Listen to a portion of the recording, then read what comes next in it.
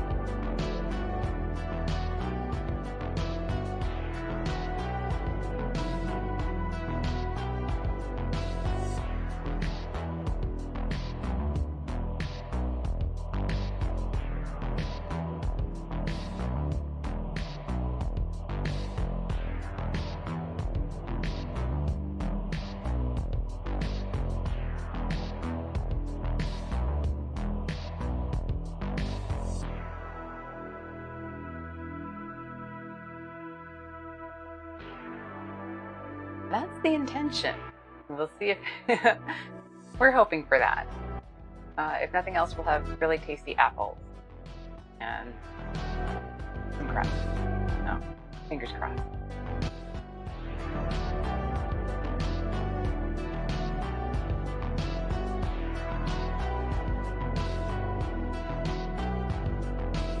What pie is that?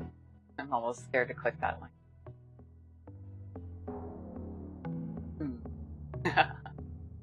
Weevil. That would be a no. I don't even know what that is, actually.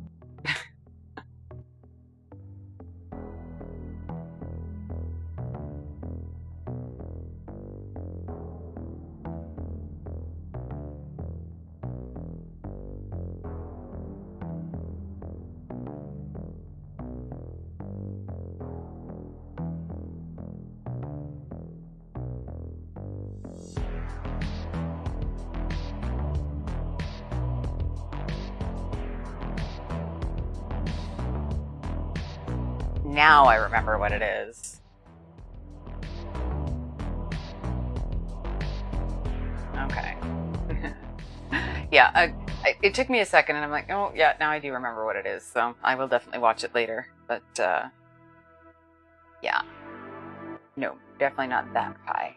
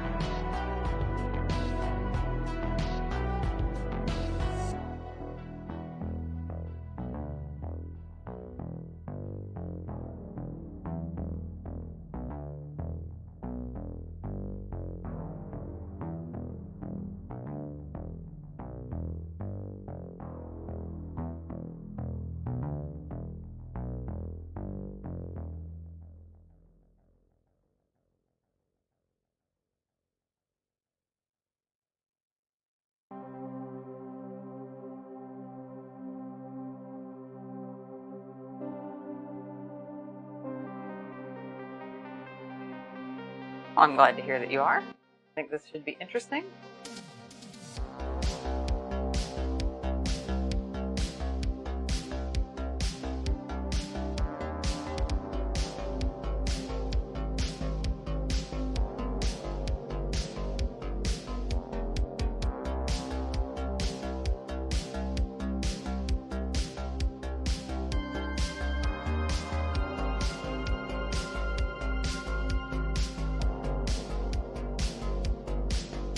Hello, hello, hello. Happy Sunday, everybody. Happy belated Canada Day if you're up north with me. Happy early 4th of July if you're further south. Hope you're all having a great weekend so far. It's been a nice long one. We've had the craziest weather. Had like rain, and then sort of nice. It's actually not too bad today, so fingers crossed. Sadly, our long weekend is almost over, but hopefully the rest of the day will be a nice one.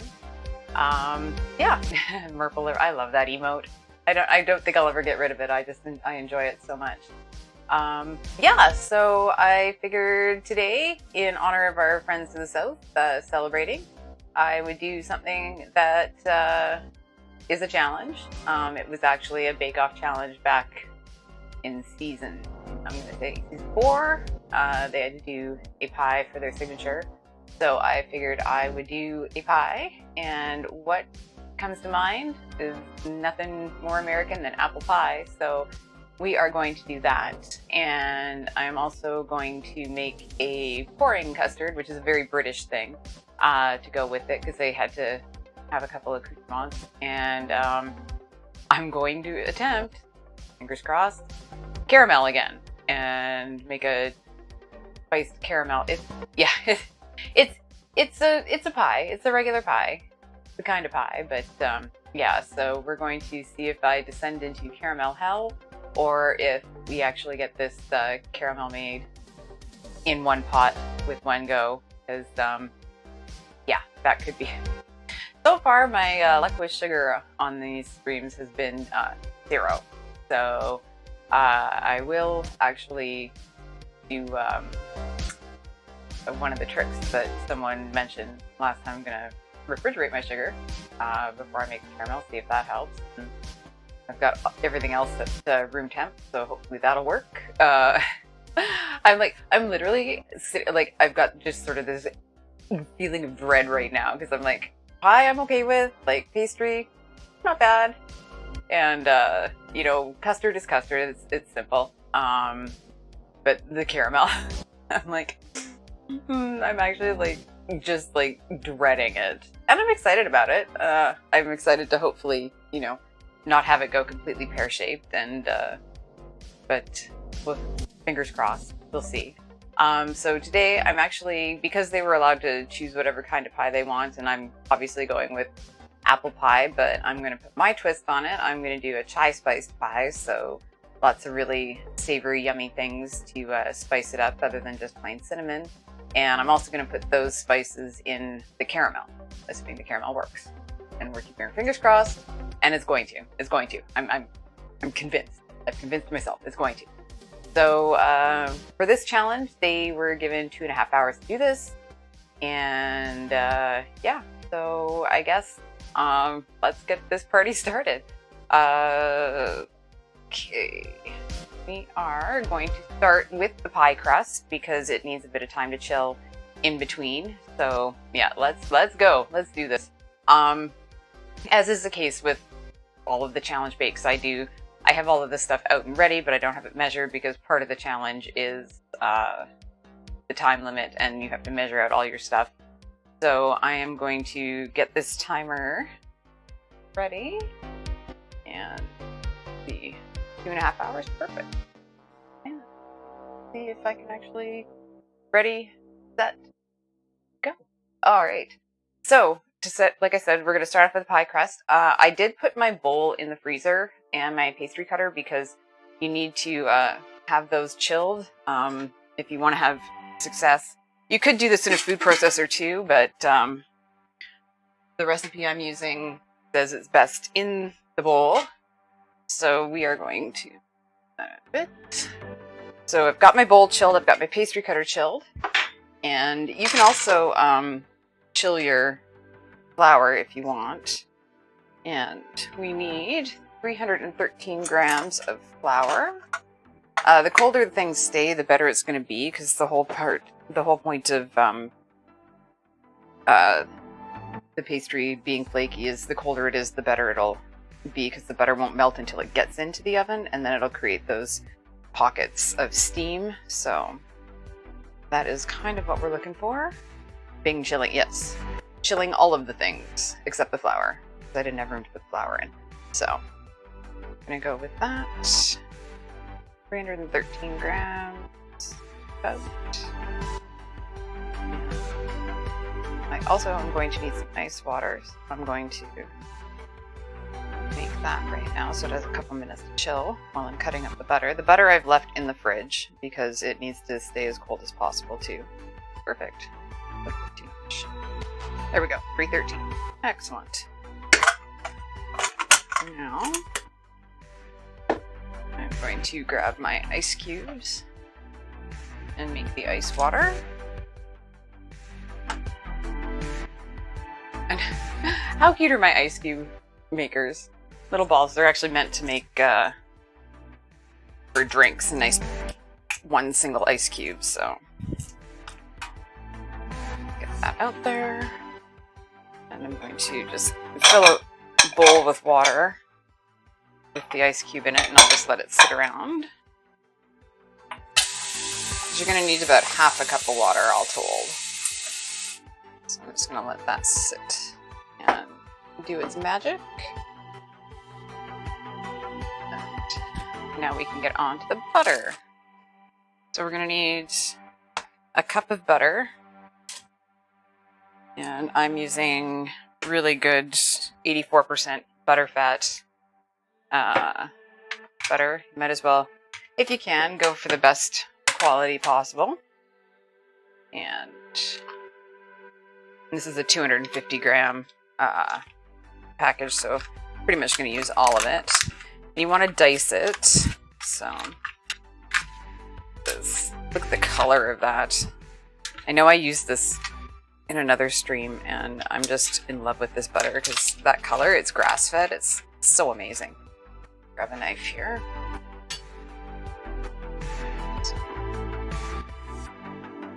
Now my bowl is saying I overweighed the flour, so I'm gonna take a little bit out.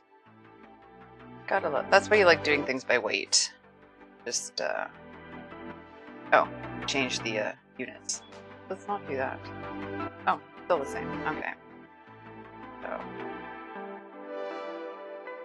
excellent. All right. Yeah, that's why you like to do everything by weight. It's just easier to be accurate that way. So I'm going to cut this butter into a dice. Like I said, I need 230 grams. The 250 gram block, so we're going to use pretty much all of it. Then the rest of it will join the rest of the butter scraps in my fridge that I need to actually get around to melting down and making brown butter or something out of. That's a great way to use that butter when you've got bits and pieces like I do. So, where is it from? I will double check on the package once I turn it over. I'm honestly not sure, actually. So, but yeah, like just taking all of your butter, if you have pretty much the same kind of butter, and melting it down and then letting it get really nice and roasty toasty is a good way to use it up. And then you can keep that brown butter in the fridge, and it just adds a really nice nutty flavor to things like sauces and even your baking. I love adding brown butter to cookies. So delicious.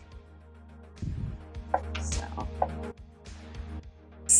dice. You want to work pretty fast, which I am not, because you don't want this butter to melt. But like I said, this is going to go back in the freezer for a bit to firm up once we've finished working it. I'm just going to chop it all up before I start weighing it out.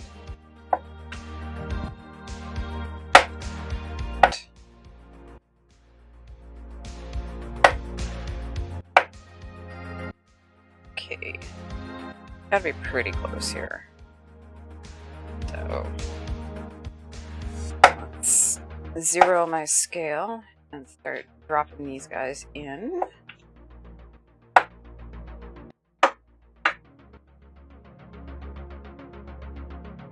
Okay, so 230.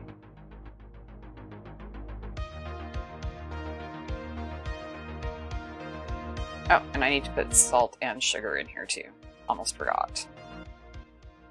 That would make for a not so fun pie crust with no salt and no sugar. The sugar doesn't really add any sweetness. It just helps actually with the process of getting the butter cut into the flour. Kind of like acts like an abrasive. And it also helps with the caramelization when you're baking it. So, okay. Almost there. And Okay, I don't think this was actually 250 grams because I'm at 205 and I'm almost done this block. So I'm thinking that they were not telling the truth. Okay, so no, 227, a little bit more. Okay, maybe that's perfect, 230. I'm just gonna rinse my hands off here. I'm all buttery. And I also need 2 teaspoons of sugar and a teaspoon of salt, so I'll add those right now.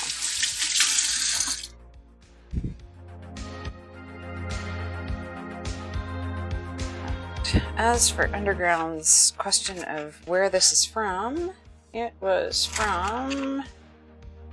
no idea. It's Emerald Salted Butter. It's Canadian, because it's got the Canadian dairy thing on it, so... yeah. Any sugar will do? Yeah. Yeah. I'm using just regular granulated sugar. You actually, this is the one time where you wouldn't want to use one that's more fine, like the caster sugar, because you really want the crystals to help with the abrasiveness. So I'm just gonna add a couple teaspoons of sugar. Oops, not a teaspoon. That's a teaspoon.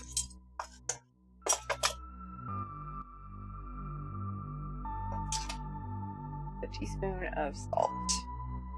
And the abrasive, the salt is going to help with that too. So let's get, where did I put my salt? There we go. That.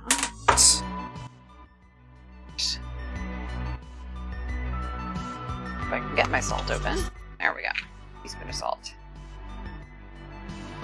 Now, I'm using unsalted butter, but just because that way you can control the salt. And let's just... all we're going to do is we're just going to start using the pastry cutter.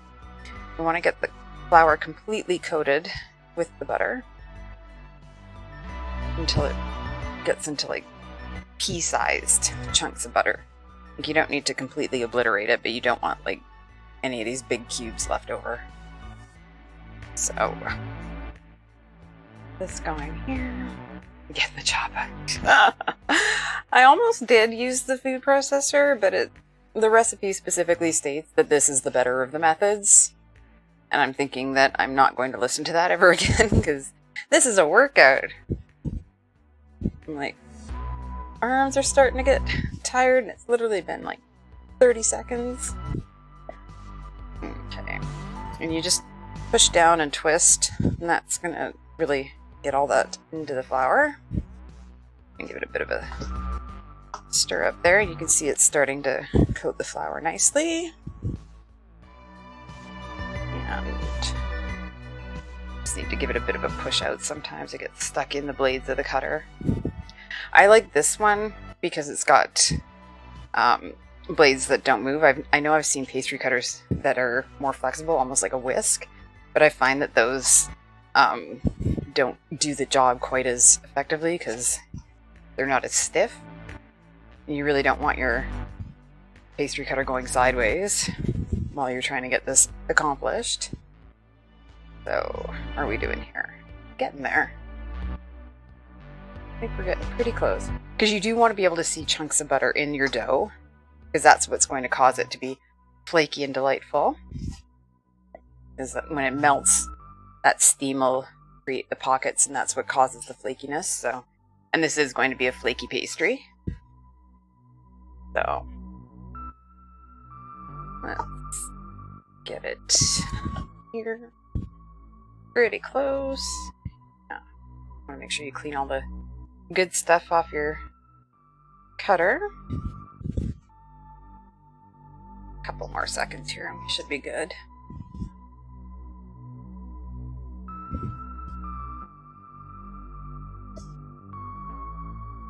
Alright, looks pretty good. As you can see, it's sort of pea-sized. I'm happy with that. Just gonna search through, make sure we don't have any giant ones kicking around. Yeah. And you could do this with your hands, you could just work it in with your hands, but the heat from your hands is going to melt the butter, and you want to try and keep everything as cold as possible, so recommended that you use an implement so that you don't have that, and that's kind of why it's not recommended. The food processor is great, but the blade does cause some heat as well, so. Alright, so we are good there. That way. And now we get to start adding the water. Now, with pastry, you want to add your water in bits and stir it around and see how your dough is, because depending on the humidity of where you are, it could be very different amounts. I know here we're not particularly humid, so it shouldn't be too bad, but probably going to end up needing about half a cup, which is 8 tablespoons. So I've made my ice water. And another thing you can do with pastry to make it go even more flaky and delightful is to add apple cider vinegar. So I'm going to actually add a tablespoon of apple cider vinegar in replacement of one of my tablespoons of water. And that just, the acid really helps. So I've got 2 in there, and we're just going to start mixing it around here. And we want it to come together. We don't want it to be like super soggy, because you do need it to be able to roll out, but you do want to have it come together nicely, because you don't want it too dry or it's going to crack when you're rolling it, and it's just going to be a disaster. So we're going to try and avoid disasters here. You might need more water. If it's dry where you are, you're probably going to need more, but it's one of those play it by ear things. And that's the other thing about not using a food processor, is you can't really feel it. You kind of want to be able to feel what the pastry's like. So we are on 5 and 6 right now. And I can already see it starting to come together. And if you do end up adding a little bit too much water, so it's a little more wet of a dough, you can always add a little bit more flour to counteract that when you're rolling it out. Can you use lemon juice? I don't see why not. I've never actually tried it myself, but if you don't have the apple cider vinegar, I would say lemon juice might be an acceptable option. Okay, so you can see it's starting to clump together more. And we're gonna do our last couple and see where we're sitting here. That apple cider vinegar is so fragrant though. It's just stirred here. And because it is kind of dry where I am, I think I might end up using a little bit more water just to make sure it really comes together. Because you want it to be able to come together in a dough. So yeah, it's still a little dry, so I'm gonna go, and I'm gonna do this once you hit that half a cup. I'm going to do it 1 tablespoon at a time, because it will change like pretty quickly. Oh.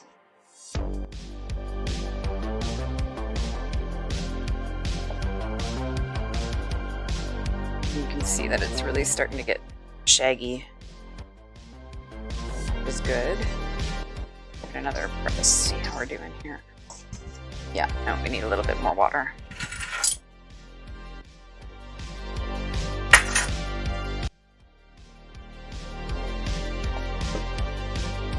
You know you're gonna know when you hit that magic spot where you've got exactly enough. So.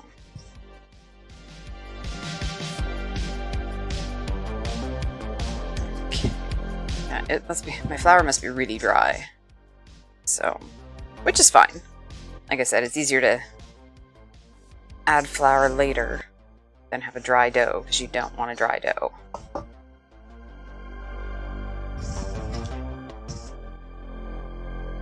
And you also don't want to work this too much, because you don't want it to be tough. Okay. Yeah, still needs more water. This is a thirsty boy today.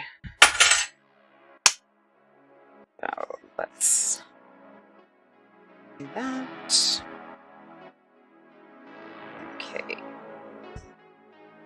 Yeah, you can see it's starting to get shaggy like that. That's kind of the perfect. Yeah, it's still need a little bit more water because it should be coming together in a dough. So, and that's why you have more than you actually need. And I'm gonna, a lot of thirsty boys. Yes, I'm gonna walk on the wild side and put in 2 tablespoons there because I do have a time limit we need to hit here. So I'm like, let's get this going. Okay.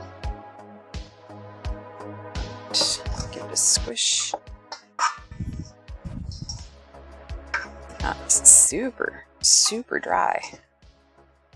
But like I said, it's better to figure this out now and add a little bit more water because you don't want it breaking as you're trying to roll it. There's nothing more disappointing than going to roll it out and it just falls apart on you.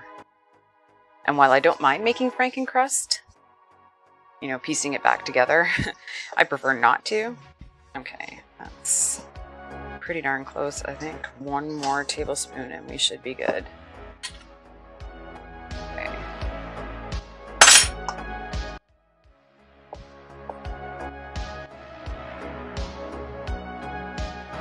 Okay, I think that is good. So I'm gonna grab my mat so that I can turn it out, and I'm just gonna press it together. I am gonna keep the bowl and the water on hand just in case, once I figure this out, if it's actually ready to do. I'll get the mat out here. Right. Just gonna turn this out.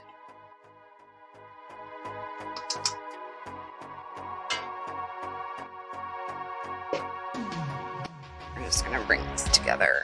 See how we're doing here. Okay, yeah, I'm actually pretty happy with that.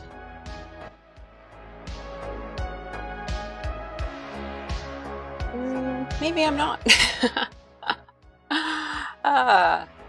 On second thought, let's see here. Because the butter is actually going to also help the flour hydrate as it sits, so let's just give it a second here. Just try and push it all together. You know what? That's still a little drier than I'm happy with, so we're going to pop that back in the bowl and give it 1 more tablespoon of water. Yeah, I can see how it just crumbled apart there. Needs a little bit more. Like I said, you can always add more flour later, but one of those things that if you don't add the water, you're hooped. So just get that combined. And I'm gonna see here. Yeah, I think that's gonna be much better. Okay, let's turn this out again. It's already starting to feel more wet, so that is a good thing. You definitely want that hydration. Okay. Oh yeah. Big difference. There we go. Funk Shop, good to see you. Mashed potato sculpture day. Yes, there we go. Much better. So I'm just gonna work this a little bit, make sure that flour is in there, and perfect. I am much happier with that. And this is a top and bottom crust, so I'm going to divide this into 2 so that when we're working it later, we can leave 1 in the fridge, and just that way it'll stay nice and cold. So form these into balls and flatten into discs. And I'm gonna get these babies in the freezer, and then we can get started on our apples. Elizabeth, good to see you. Pink Eye, welcome in, welcome in. Okay. I hope everybody's having a great weekend so far. And there we go. Like that, and you can still see the chunks of butter in there, but it is starting to get a little warm, so I definitely need to get my butt moving here so that we can get this in the freezer. And then we can get started on our apples. Okay. Grab some plastic wrap. Now the good thing about this though, is if I was putting it in the fridge, if I didn't have a time limit, I would need to leave it in there for at least 2 hours. You can actually leave it in the fridge up to 5 days, or at this stage you can actually wrap it in plastic and then in foil, and it'll freeze for about 3 months. Is relatively decent. Oh, thanks, Pink Eye. I appreciate the compliment. Where are you joining us from? Okay. Let's get this stuff. Oh, plastic wrap and silicone mat. Not fun. Mental notes. So I'm just going to give it a bit more of a squish. That way it'll be easier to roll out later. In the UK. Ah, awesome. Okay. There. And one more. I don't know. Anything I struggle with more than plastic wrap, honestly. I don't think anybody has great luck with plastic wrap, but I have particularly terrible luck with it.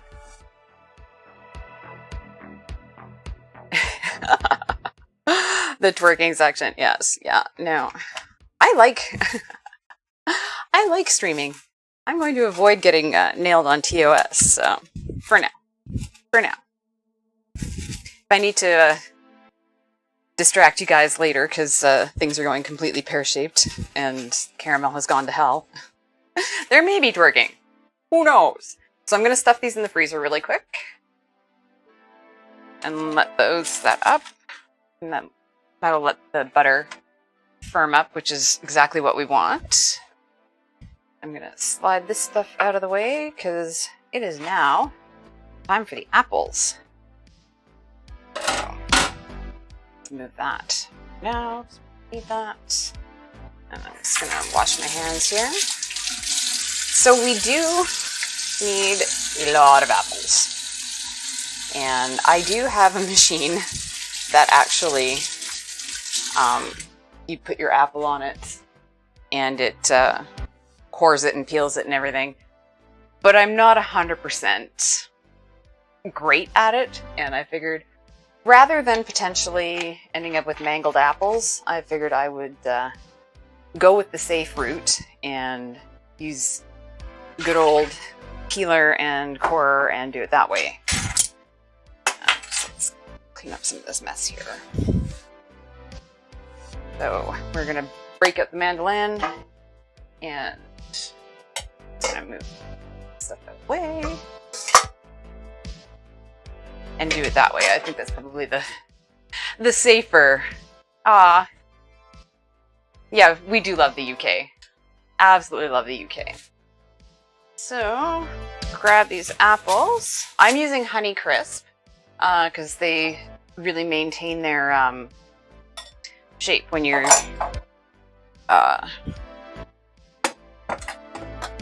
when they're cooked. They don't disintegrate. You could use Granny Smith, but I find those are way too sour unless you mix them with another bunch. I think Honey Crisp is actually kind of that perfect mix of good texture and sweet. So that is why they are the winners for today.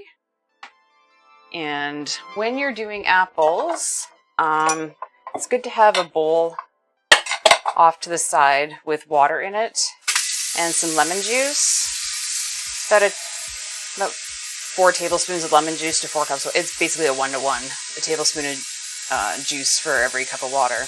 And that's just going to keep the apples from browning while you're doing the rest of them. So I'm just going to set that aside. I'm just going to put some lemon juice in there. And I always have lemon juice on hand for my emergency lemon. Chroma Punk! Good to see you! Glad you made it in. Do you really want me to use the machine? I'm thinking that could be just an absolute apple disaster. We can try it, but I'm thinking that is gonna end up destroying the time limit. Machine. Yeah, speedrunning. Yes. Okay, alright. Okay. I will get the machine. I'll be right back. Oh, because I totally have to dig it out. It's literally in, like, the back of a cupboard right now, so we're gonna... That is the sound of all of the small appliances everywhere. Okay, and I need to grab the blades for it, too. It's been so long since I've used it, I can't even remember... Yeah, you won. You totally won. It's been so long since I've used it, I can't even remember how. So... This could be interesting. This could be very interesting. Okay. So this is the guy.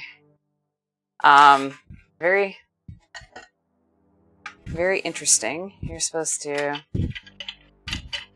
stick your apple on and then you just turn it, but you have to unscrew it and then get your blades here. Okay, so I don't remember which one I was supposed to use. I don't think it's that one. Obviously it's not that one because I have used this machine before, but since it's still got the safety tag on it, that's clearly not the oh, I'm missing a piece. Let's go dig for that.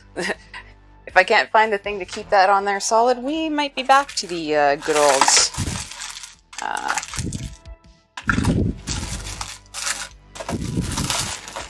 yeah, might be back to the peeler and corer. Alright, I think we've got it. Is that it? No. Oh, that, you know what, they're color coded. How very handy. Okay, so this thing that looks like it's a medieval torture device is what you smash your apple onto. And then this thing is supposed to peel it as it goes. We'll see if that actually works. Still missing a piece. God damn it. I know there's a piece missing. Oh. And I put them all together for convenience sake, and clearly I didn't do that good a job of keeping them all together because I cannot find it. Wow. This has got to be the greatest sound for you guys right now, is me rooting through a... It's kind of like the junk drawer, only it's where I keep all of the fun stuff, so... and it's color-coded, so it should be easy to find. Like, come on already. Oh, dear. Yeah, no. This is the sound of me rooting through... You know what? I'm gonna let you see it. Because I'm rooting over here. And it's like... Not quite sure where it ended up. Which is, you know, unfortunate, because I'd actually like to use it again. But, okay, yeah, you know what, guys? That is unfortunately not going to happen because I can't find all the pieces. So, back to the original plan, because there should be a little knob to stick there. I wonder if that'll help. No, I wonder if this will help it. Maybe. You know what? That'll do. That'll do. Okay. Just going to MacGyver it. And hopefully you stick this on. That's on correctly. Okay. Stab your apple on like that. And then you just need to, oops, it's easier to move this out of the way. All right, let's see if this works. Because it should be, no, it's not going to. Okay, so, nope. And this is why I decided not to go this way. Alright, well, you know what? I'm gonna turn it because I'm right-handed. So, and I'm gonna grab a mat to stick it on so that we can have a little more stability. Boomers. Yeah. Yes, I like to... This thing is so weird. I don't understand. You know what? I've never gotten this thing to work properly. I don't know why. So, there we go. Okay. The slicing. Yas! There you go. And the core is right there. So, don't want to put that like that. And then you can just grab that right off. Right? That would be hilarious. Oh, come on. There we go. Ooh, careful. Safety first, kids. Don't stab yourself. Okay. So you know what? We're going to have apples with peel on it, and I'm okay with it. Because this is so much fun. I forgot. Okay, you know what? I'd forgotten how much fun this is. And they're all nice and perfectly sliced there. Evenly sliced. Apple nuts. Oh, I am going to give this a quick chop and put them in the water so they don't get brown while I do the rest of them. I'm doing... gonna do 6 apples, I think. We'll see. We'll see where we are. So, perfect. Oh, check those out. I'm just gonna slide them in the water. Give them a bit of a swim. And we are back in business. Content. This would be fun to watch.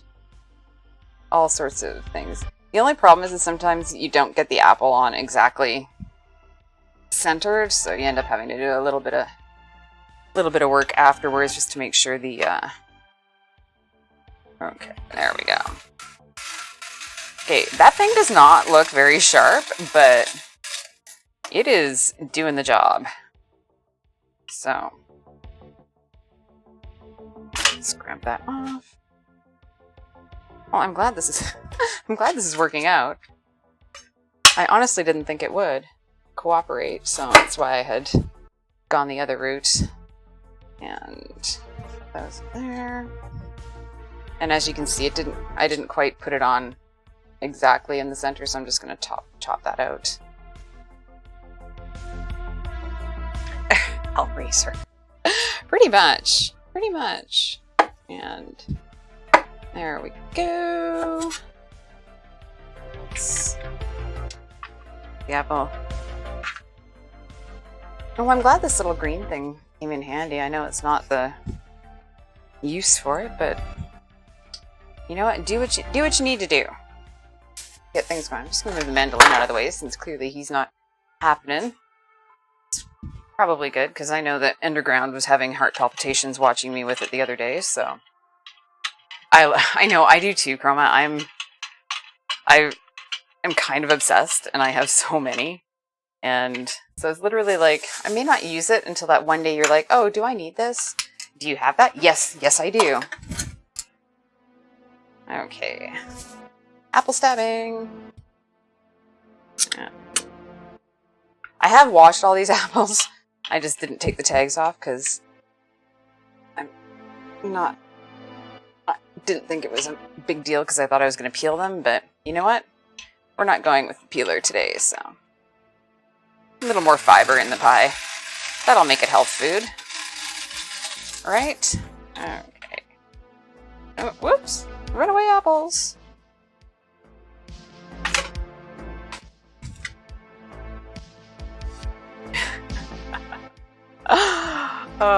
Yeah, that shelf is kind of crazy. Oh, this guy didn't really cut very well there. Oh, okay. Yeah, he did. I was just hadn't taken him apart properly. And I've seen pies with diced apples. I like my apples in slices like this. I just think they're nicer. And I find dicing doesn't always cook as evenly. Sometimes you have ones that don't go too well. So, okay. This is actually going pretty quick. This might have been the faster option after the initial digging through the fridge for them, drawer for the pieces. And it's funny, I didn't even think I really wanted this one, and then my parents got it for me, so, like, and now that I have it, I'm going to use it for everything. Okay.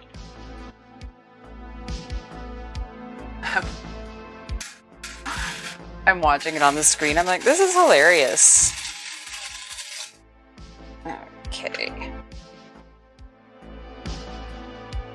Happy Sunday, database, good to see you. Amazing set last night. Actually, everybody was amazing yesterday on the Maverick 2 Festival. That was an awesome, awesome day. Okay, there we go. Just, that guy needs a trim. I'm just using medieval torture to slice my apples, so you're right on time. And 3 more. And if you end up with more filling than your pie is going to hold, you can always just freeze it. I quite often have bags of extra things like that in the freezer. And you can use it for anything. You can put it over ice cream, or you can make another pie with it later. But definitely not too bad if you have extra. Although I like to load my pies up. Yes, it's good to see everybody. Let's go. I'm sort of like, I do that and I'm like, please don't do it too aggressively so that, you end up stabbing yourself if you take it off. Okay. Now you could use citric acid in the water too. It comes in a powdered form, and that's totally fine. I use the lemon juice because there's lemon juice in the filling recipe anyways, so you're basically just not changing the flavor of anything. Citric acid, because that is just the acid from lemons, it's a little more harsh, so yeah, it was a great show last night. Those data droids, man oh man, they sure don't give up. Okay.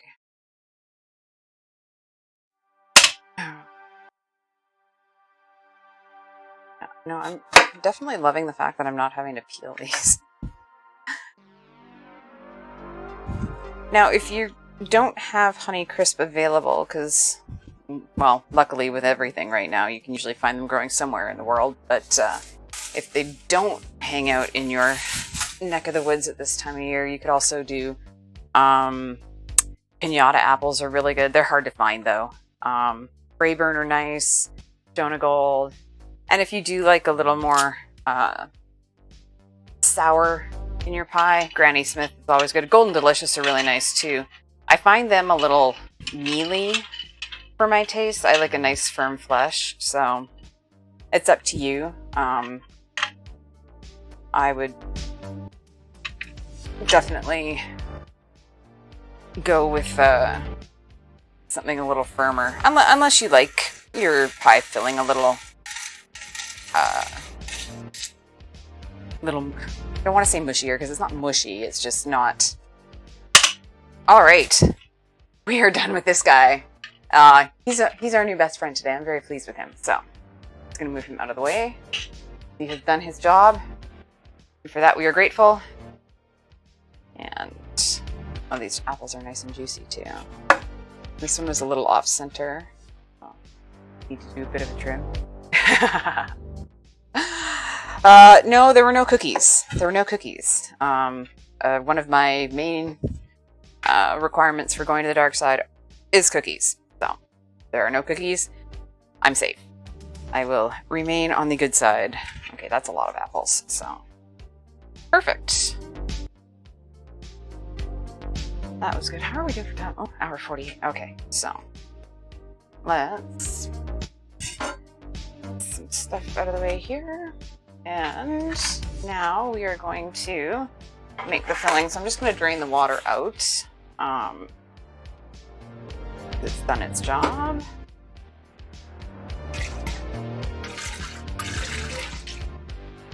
And the enemy of pie crust is moisture, so definitely want to get that out of the way. Oops. Did I lose my apples into the sink? Yeah, okay, I think we got all of it. Excellent! Look at those! Those are beautiful, nice and crispy. So, those will make a really nice...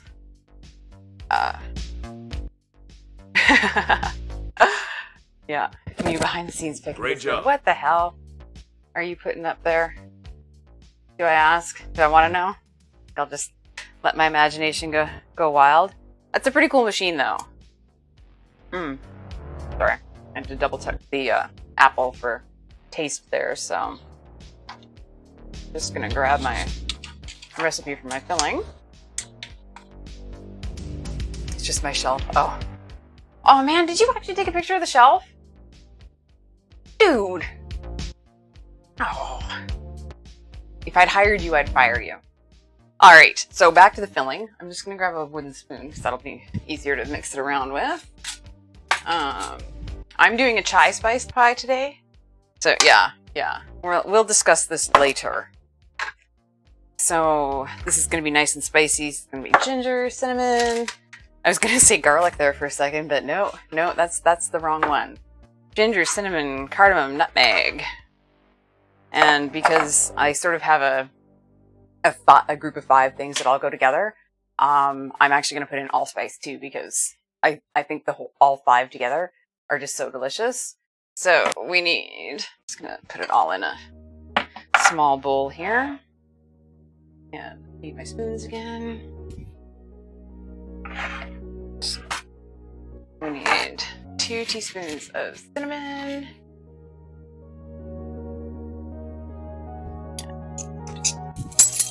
And I like using the Indonesian cinnamon.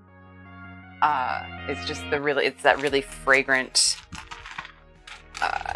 it's the true cinnamon smell. Oh yeah, we're going spicy today. So, I was gonna put it in the bowl, but I'll just put it all over the apples. No, I'm gonna put it in the bowl so that I can mix them all properly. So, 2 teaspoons. It's not exact measurements. These are guidelines. Yeah, all the spice. All the spice. And then we want a teaspoon of cardamom. Now, if you're not a fan of cardamom, you can always go a little less. I'm a huge fan, so it's going in there. But I know cardamom is a polarizing flavor for some people, so definitely go with what you like. And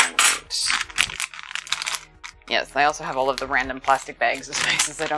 I use them so often that I 9 times out of 10 don't even bother taking them out of the baggies because it's just easier that way.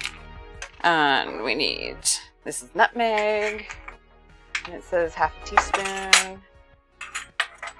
And I usually, if there's not allspice in the recipe, I'll do the same amount of allspice that they ask for in nutmeg. So about half a teaspoon of nutmeg, half a teaspoon of allspice. It's saying 1 teaspoon of ginger, but I usually do the same, half teaspoon. I usually do this half of what I put in for cinnamon. So I put in 2 teaspoons of cinnamon. I'm going to put in a teaspoon of ginger because it's that nice warming flavor that you want. So, go. And Maud gets fired.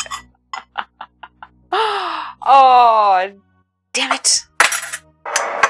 Apparently Clippy Clipperson is working today. And then the last thing we need some fresh ground black pepper. So I'm just gonna do that right into the bowl there. And about 1/8 of a teaspoon to 1/4 teaspoon. I'm gonna go with 1/4 because the black pepper just adds that really nice heat. So give that a little bit of a stir around to make sure all the spices are combined. And oops! And apparently I wanted to share them with the counter.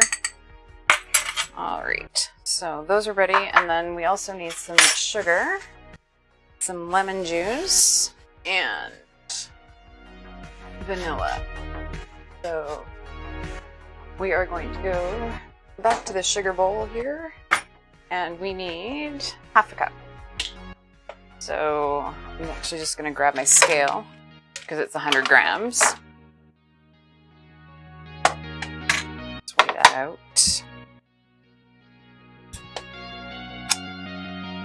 So half a cup of sugar.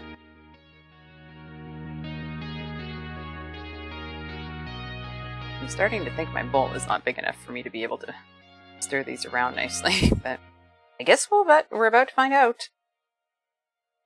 Caramel hell. Oh, nice. I'm so happy. Yeah, no. We are not going to have caramel hell today. You know what? I said at the beginning that I was a little nervous, but I am trying to convince myself that it'll be fine. It'll all be fine.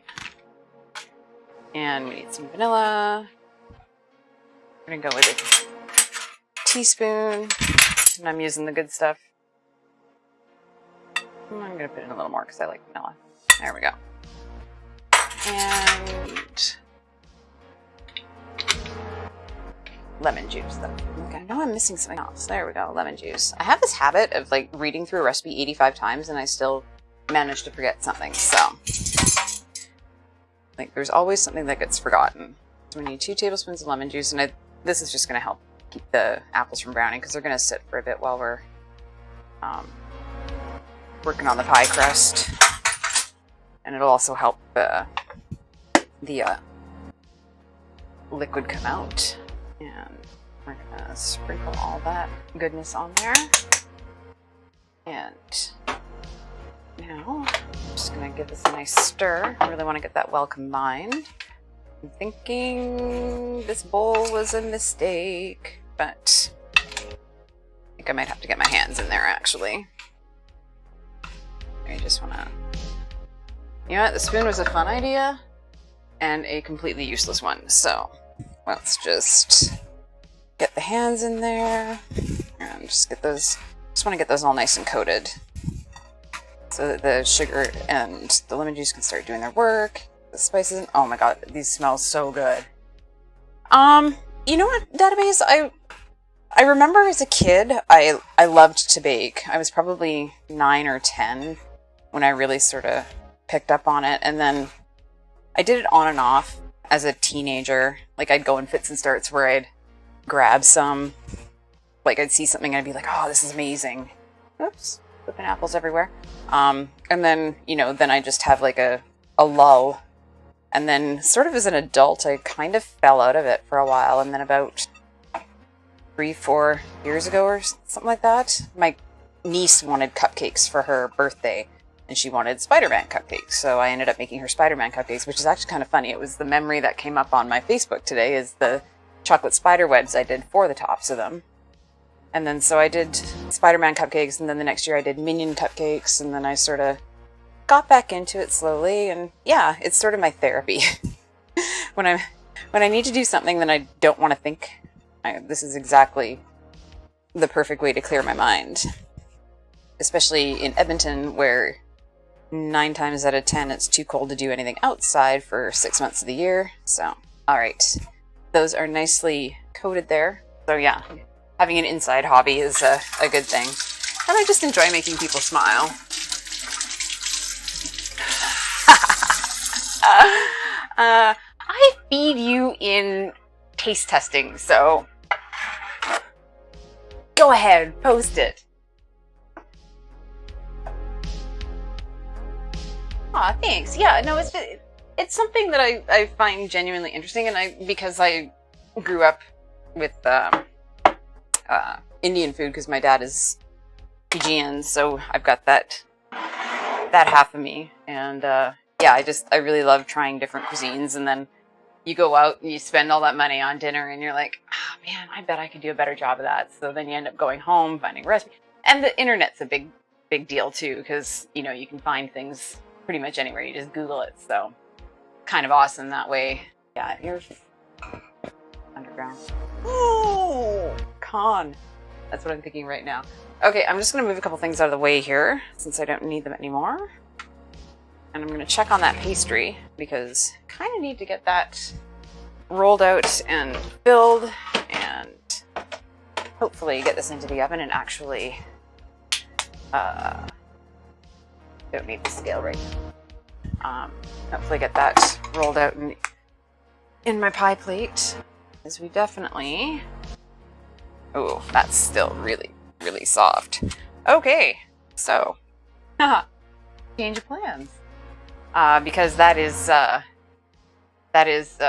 way too soft to do anything with right now.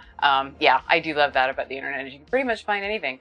I'm looking at that timer going, this pie is not going to be ready to go in the oven right away. So, I guess, it's that time, people. We're going to try some caramel. No, you know what? I'm going to make my pouring custard first. I haven't quite made it to, the zen point for the, caramel. So I'm going to do the pouring custard. And this is a very British thing. They like to pour creamy things all over everything. It's basically just a regular custard or a creme anglaise. And it's also the base of your standard ice creams. So yeah, we're going to do that first because that pastry is nowhere near ready to be touched. And we're just going to have like a puddle, and we don't want greasy pie crust. And it will also, the butter will also all leak out, and then it will just be a really hard, tough crust. So definitely don't want a tough crust. Okay, so I've got my burner here, and let me grab my recipe for that.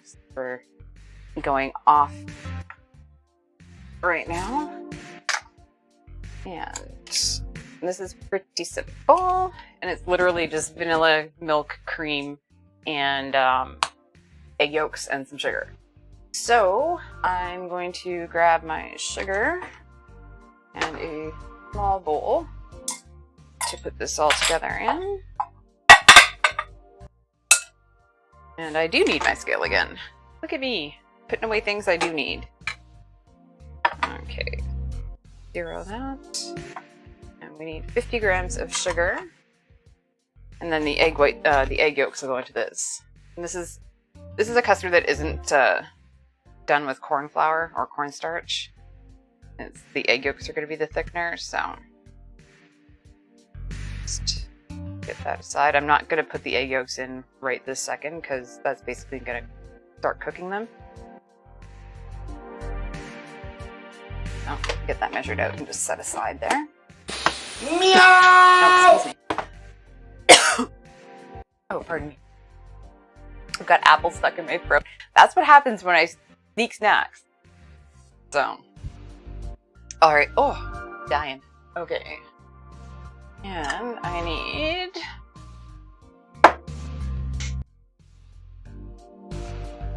get this plugged in here.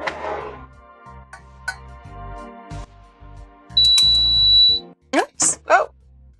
Action shot. Sorry, guys.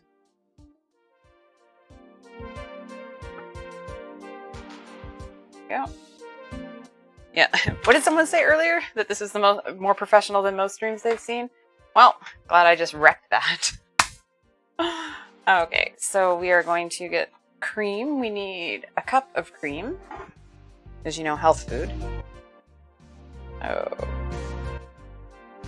That in my pot.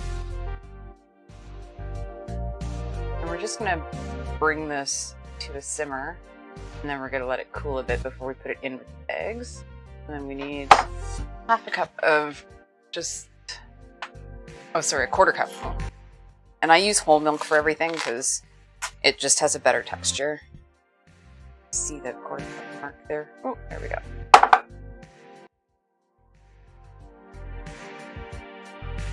Right. Yeah, I always use whole milk You could use 2% for this too if you wanted, but you're already using heavy cream. What's the point? Okay, and to that, you can use a vanilla bean, because that's basically what this is it's just steeping the vanilla to get that vanilla flavor in. Personally, I find vanilla paste works just as well. You still get those lovely little specks. And I'm just going to give that a stir. Yeah, we're just infusing the milk with that vanilla flavor. So we're going to bring that to a simmer. Probably shouldn't leave my spoon in there, but that's okay. And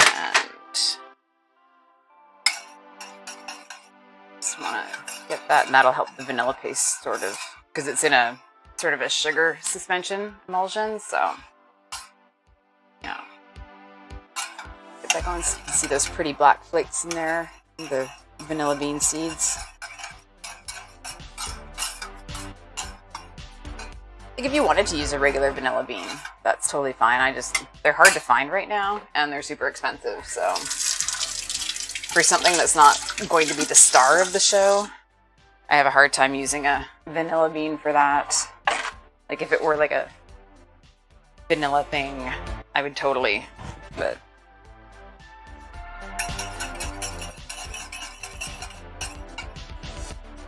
yeah. Just gonna let that come to a simmer, and that shouldn't take too long because this thing is like turbocharged. Slide those guys out of the way. I'm gonna grab my eggs here. And I just need the yolks. I don't need the actual whites. I'm gonna separate those out. How are we doing with the after my camera? There we go. Perfect. Yeah. Just gonna move the scale out of the way. Turn it over. And I've got this on a pretty low heat because I don't want it. I want it to scald. I don't want it boiling, because then you'll end up with the potential for burnt milk, and there's nothing. Oh, come on. There we go. Oh, I thought that yolk was gonna break. That was a little close for my liking. Eggs start rolling around on me. Probably could have left them in the other bowl. And you can keep these egg whites. I've managed to get a shell in mine, so I don't. We'll see if I can pick it out. If I can pick it out, I'll keep them. If I can't pick it out, these will be going bye-bye.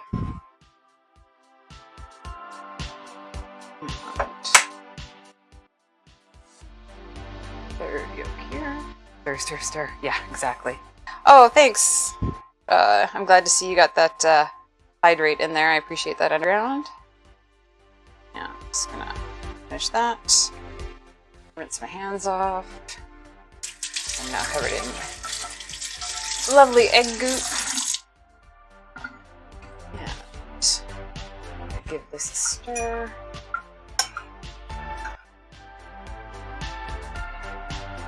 It could. It absolutely could. I would just have to double check my ratios, do a little bit of math, and there could be things that could be set on fire, which is not a problem. But not like that would be the basis of my meringue if I were making meringue today, but that's not part of the plan. But if nothing else works, it might be, so I'm going to set these babies aside. Okay. Try and get that little piece of... Oh! Holy smokes, that never works. Okay. I got the shell out. So. Now it's stuck to me and I can't get it. There we go. I'm like, oh, I can't get rid of it. Alright, so I'm going to set those aside because they're shell free. And I didn't have any egg yolk fall into them, so double win. This seems to be going not too badly. Just grab a whisk here. just gonna combine these. You just want to get them really well combined. Like almost like a pale yellowy color. Yeah. True. I should make some meringue so that we can put things on fire.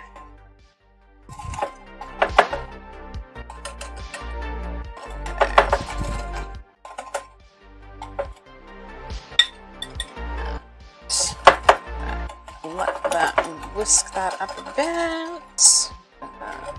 Stir this. Actually, I'm gonna put my little thing there. That way it won't slide around on me as I'm doing this. It's funny, both my hands want to be making the same motion right now.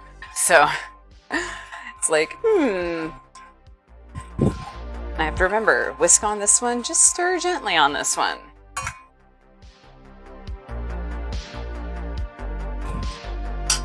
Just gonna dip my finger. Okay, that's actually perfect.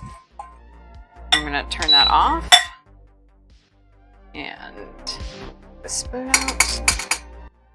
And we are going to give these eggs a bit more of a whisk because you want them to be a little bit paler than when you start, and you can already see the color change starting there. And then we are going to temper the eggs. You'll need the VOD of this later. No. For what? For what, I ask. Okay. Okay, so as you can see, the texture is getting more billowy. The color has lightened up. And so now we are ready to very slowly, very, very slowly, because we don't want to scramble the eggs. Look at Tia's cooking. Okay.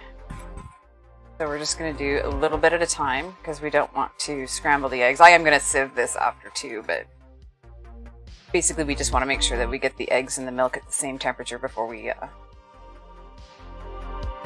put it back on the heat. You guys see that? Just turn sideways here so you get a better view. And you have to whisk constantly or you're going to risk getting that that scrambled egg, and you're always going to end up with a little bit of scrambling happening. It's unavoidable. The albumins in the egg just, it's a inevitable thing. But you don't want to dump it all in and cause it all to seize up. Although vanilla scrambled eggs might not be that terrible. Kat, good to see you! Hope you're having a great weekend. Hope you had a good Canada Day. Okay. Sweat. I'm like, this is... Oh my god, these apples smell so good. Like, my face is almost in them, and I'm like, this is really tasty. Okay. So, getting closer. And you can go a little faster once you've sort of evened out the temperatures. It doesn't take very long.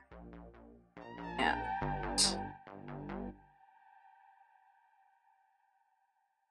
okay, so we've done pretty much there, and you can see it's nice and smooth, which is exactly what you want. It means that I did not be over aggressive with the adding of the milk, so we're doing well. We're doing well. And okay, so pretty much at the very end here, you can pretty much just steady stream it. And then what we're going to do is we're going to pour this right back into the pot. Just going to wipe the sides down so it doesn't burn on the burner there. And get this back on the heat and sort of medium-low. And we're just going to keep whisking until it thickens up really nicely and you've got that beautiful custard. And this is great because it can be used for so many things. Like it's the perfect ice cream base, and one of these days I will do ice cream on stream. And then this is basically the start of any ice cream that you make that you would make in a churner. And you can see there's a couple pieces in the bowl that have like yolky pieces, so we're just not going to pour those in. And now we just keep whisking. And you want to get it to the point where it's thick enough to coat the back of a spoon. So this won't take very long. Just hoping that my pie crust is resting nicely in the freezer. Getting a little bit of extra stiffness to it. So,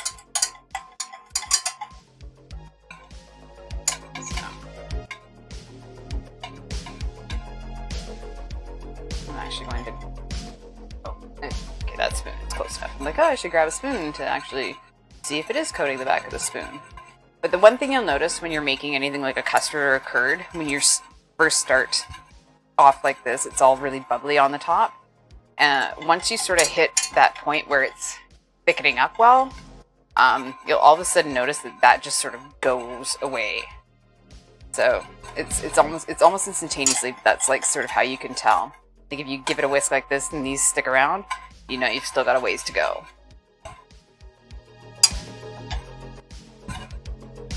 So just for the Americans, anybody got big plans for tomorrow? And for the Canadians, did you guys do anything fun this weekend? Go away? I'm like, usually May long weekend is the weekend you shouldn't go camping, but you're usually safe this time of year. Except this year, so. Luckily, I am not a camper, so that's not an issue. But it's funny, I think it rained all day yesterday because I had said the night before, gonna go shoot guns. Ah! At a range, or are you hunting, or are they super soakers?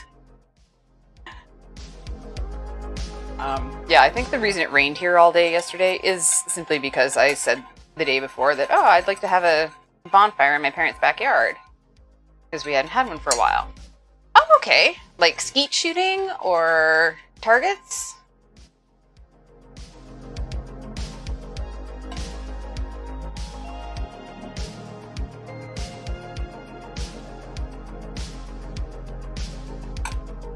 Okay, we're getting pretty close there. You can see it's starting to get a little thicker as we're going here. Oh, it smells so good.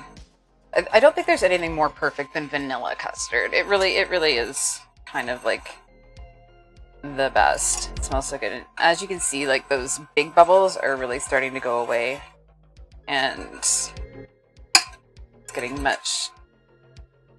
You can almost see that down in the center when you don't have that covering of bubbles on the top. Getting pretty close here. Oh, that's awesome, database.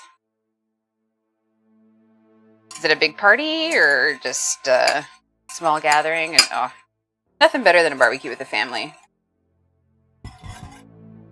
I think that's definitely on my agenda for sometime soon. Haven't really had the weather for barbecuing. Yeah.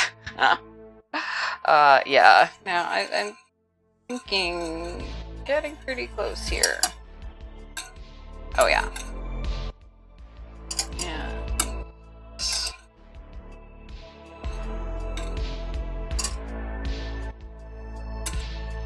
Yeah, I've seen that you can go and, like, in Vegas shoot, like, all kinds of guns. And I'm assuming that's the same with any place that has a shooting range. Retro Grave, good to see you. Welcome in. Thank you for coming by. And thanks for the follow. I appreciate that. And you stepped in just in time for some custard. We are making some apple pie today. Thai apple pie. And custard and caramel, if it all goes well. And...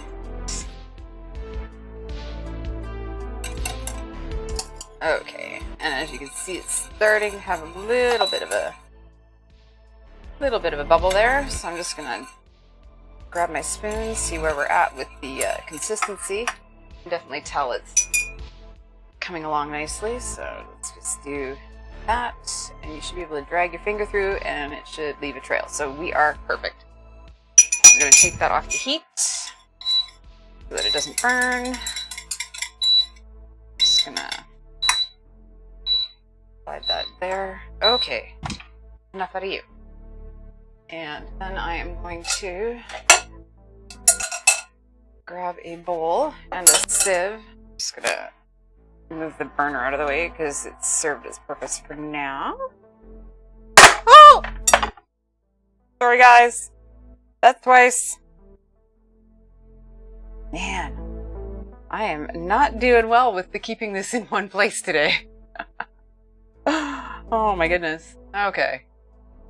That fell directly onto the... That was like, you know, that action shot. That's what the burner looks like.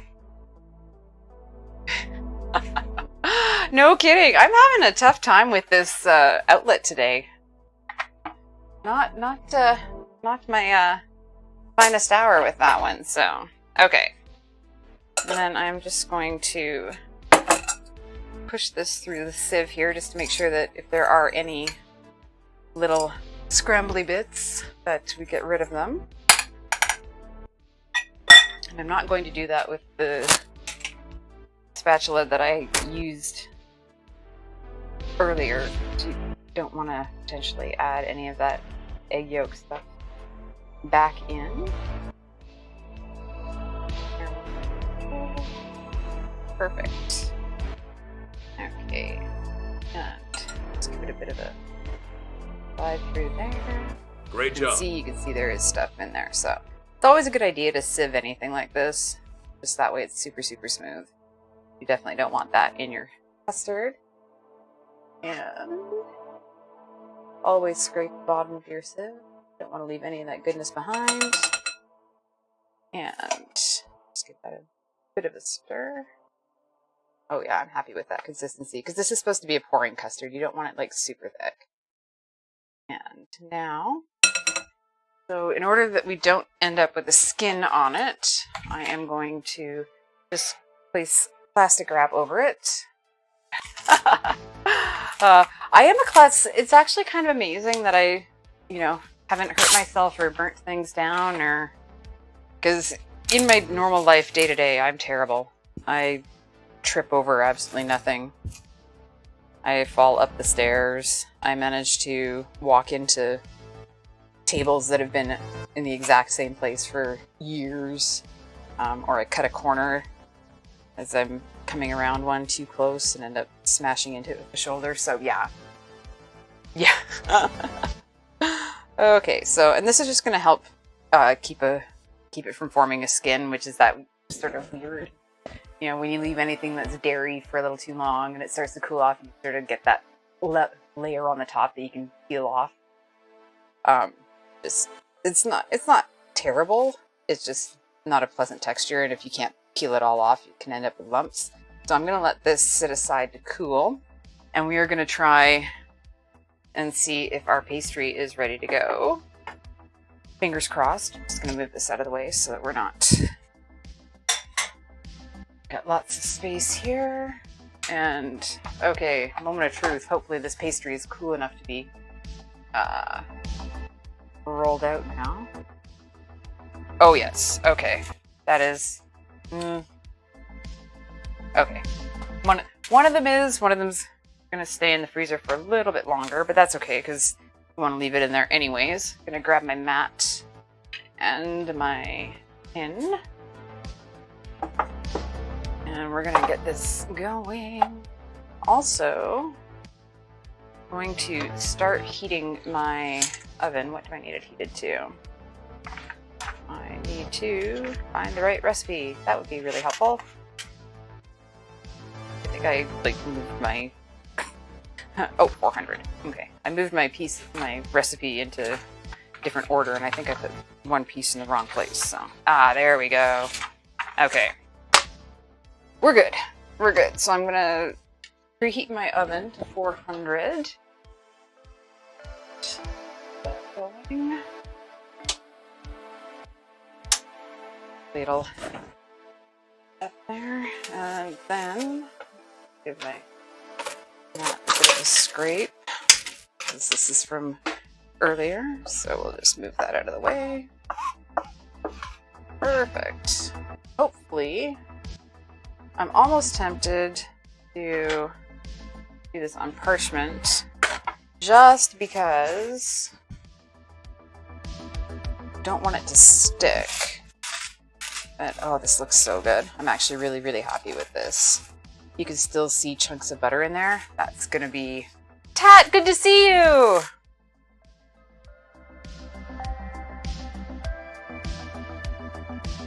I feel like I'm yelling sometimes when I get excited when people show up.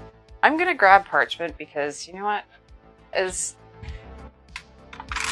lovely as this is, I just have this feeling that if I don't, we're gonna have a sticking nightmare today, so.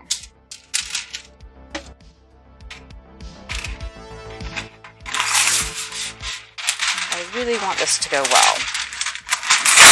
Plus, that'll make it easier to transfer later, because I know they say just roll it up on your rolling pin, but I'm the worst. Gravy-filled apple pie. Yes, all the gravy. Although, you would have been not pleased.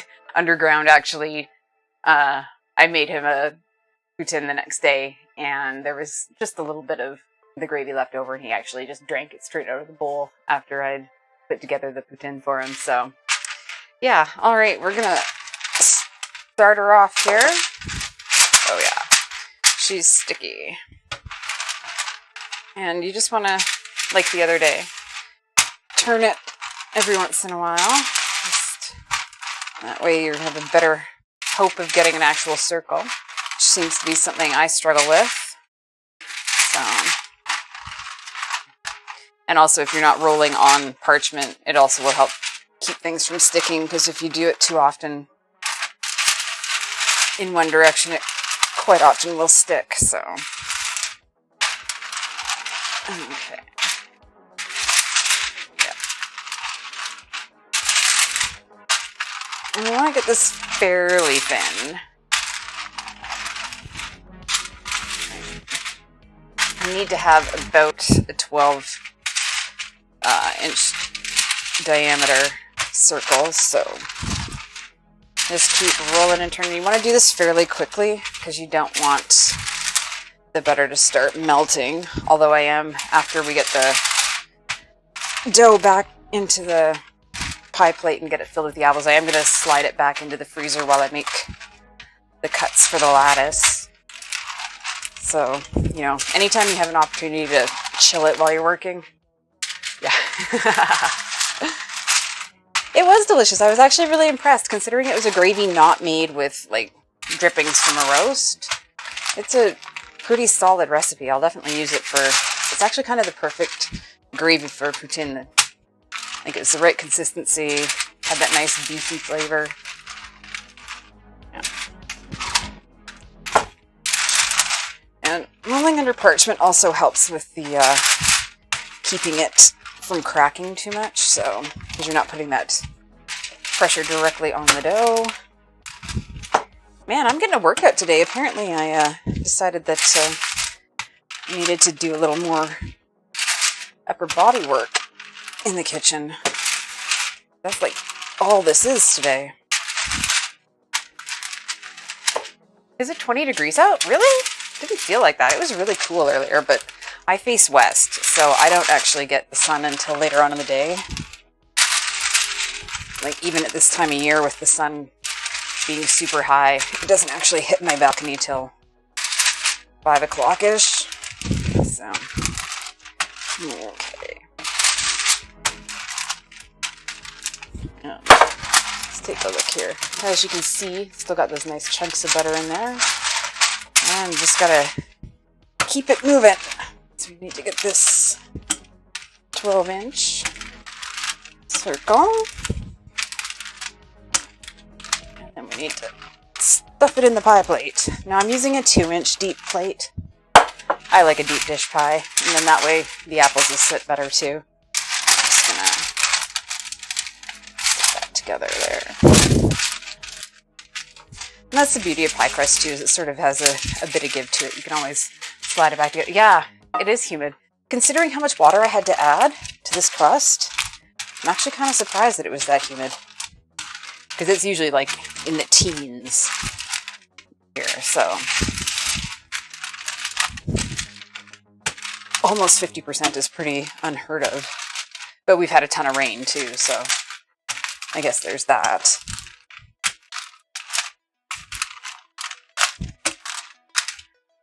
Starting to be slightly more aggressive with it now. Let's see where we are. So I need it to come all the way out here. We're nowhere near. That's the good thing about this mat is it has the guide, so you can sort of judge where you are. Usually I over-roll, so you want to make sure that you have enough to fit in the pie plate and hang over the sides. I feel like I'm just torturing this pie crust. But that's the thing with all butter crusts, is they are a little more difficult because you've got those chunks in there. Aw, thanks Chroma and Retro, appreciate it. Have a happy 4th of July. Thanks for stopping by.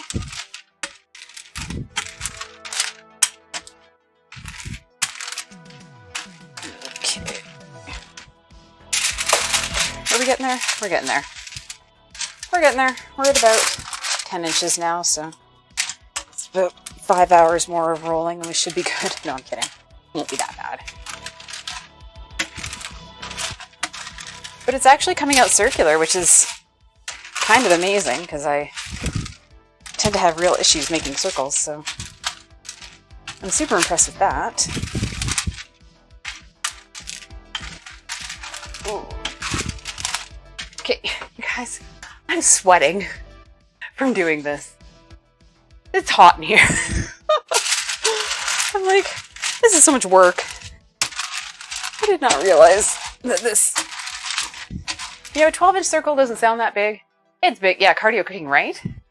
I'm like, I don't need to be one of those people that has like a redeem for, oh, make me do squats. No, make me make a pie crust. Okay, I'm getting there. Yeah, it's still a little thick, so I know we've got a ways to go.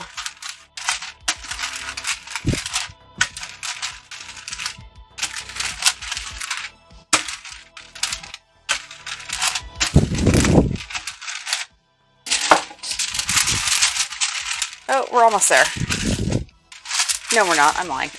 We're not even close. Yeah. We're getting there. You know what? So am I. I usually have an oval when I want a rectangle, or, well, an oval when I'm trying to do a circle, or rectangles. And when I'm trying to do a rectangle, I end up with circles. It's like almost impossible for me to get the shape I want when I want it. So the fact that this is moderately round is kind of amazing. Okay. Which is why I'm loath to push too hard in one direction or another, because I'm like, that could all go terribly wrong very quickly.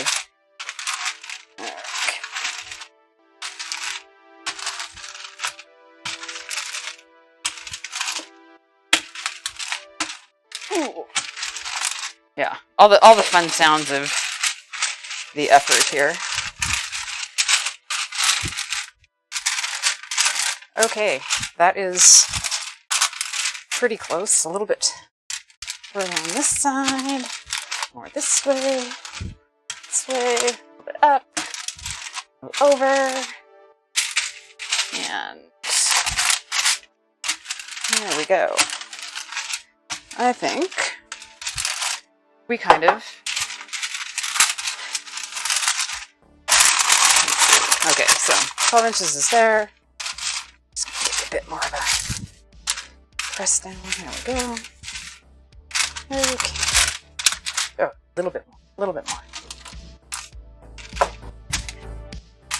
Yeah, which is great when you're doing things like puff pastry. You want squares. Everything else, you want circles, and it's just not going to happen for me most of the time.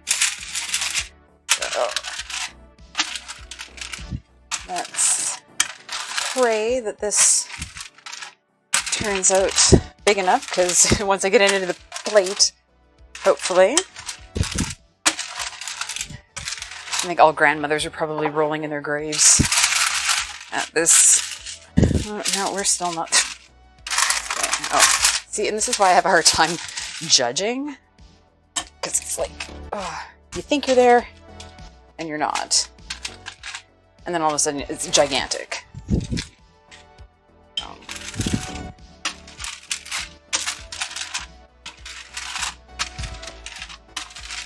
Okay, I think we're pretty close. See, now we're starting to get the squared off edges. I'm kind of impressed that it took this long. Okay. Let's see here. So my edge is there, edge is there, edge is there. Ladies and gentlemen, we have a circle. And it's big enough to put in my plate. So I'm using a deep dish plate. Like I said, I enjoy that. It holds the filling better. I'm just gonna pull that back. Not too bad. Yeah, I need to get this into the freezer ASAP because that is getting melty. Okay, so all I'm gonna do, I'm gonna flour my hands. And then I'm going to flip this into my plate. Fingers crossed. Just like that. Because you can roll it up on your rolling pin, but I've never had success with that method. And if I were doing a tart with a removable bottom, I would just slide the removable bottom under it. Okay. Now comes the fun part. Trying to get this off the parchment without ripping the pastry.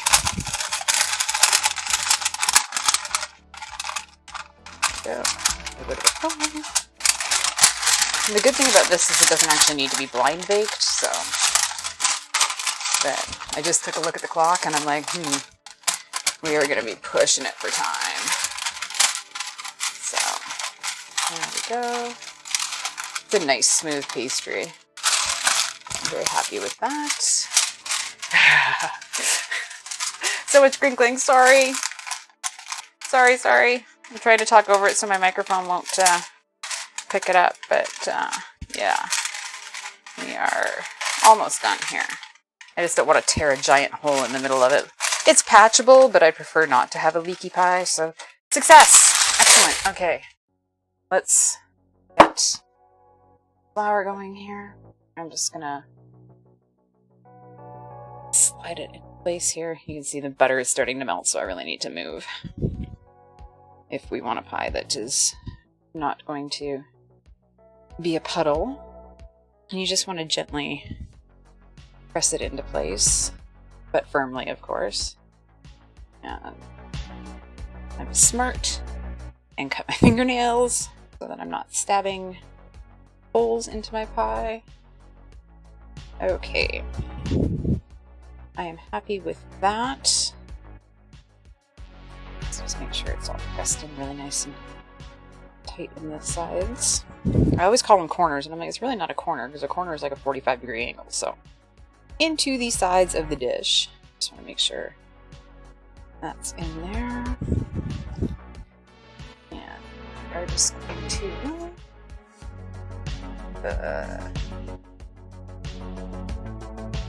set it out there. Just want a little bit more on the sides. And we want to make sure that it's evenly all the way around, so it cooks evenly. This part is, oh, I got an air bubble stuck under there, so it's just, yeah, there we go.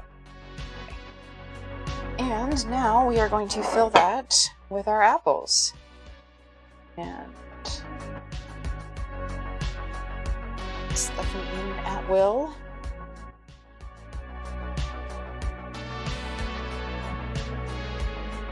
You don't have to make them look pretty. I just want to make sure I get as many in there as I possibly can. I know you like to pick on me. That's okay, Underground. I'm sure I'll have other taste testers who'd be more than happy to take your place.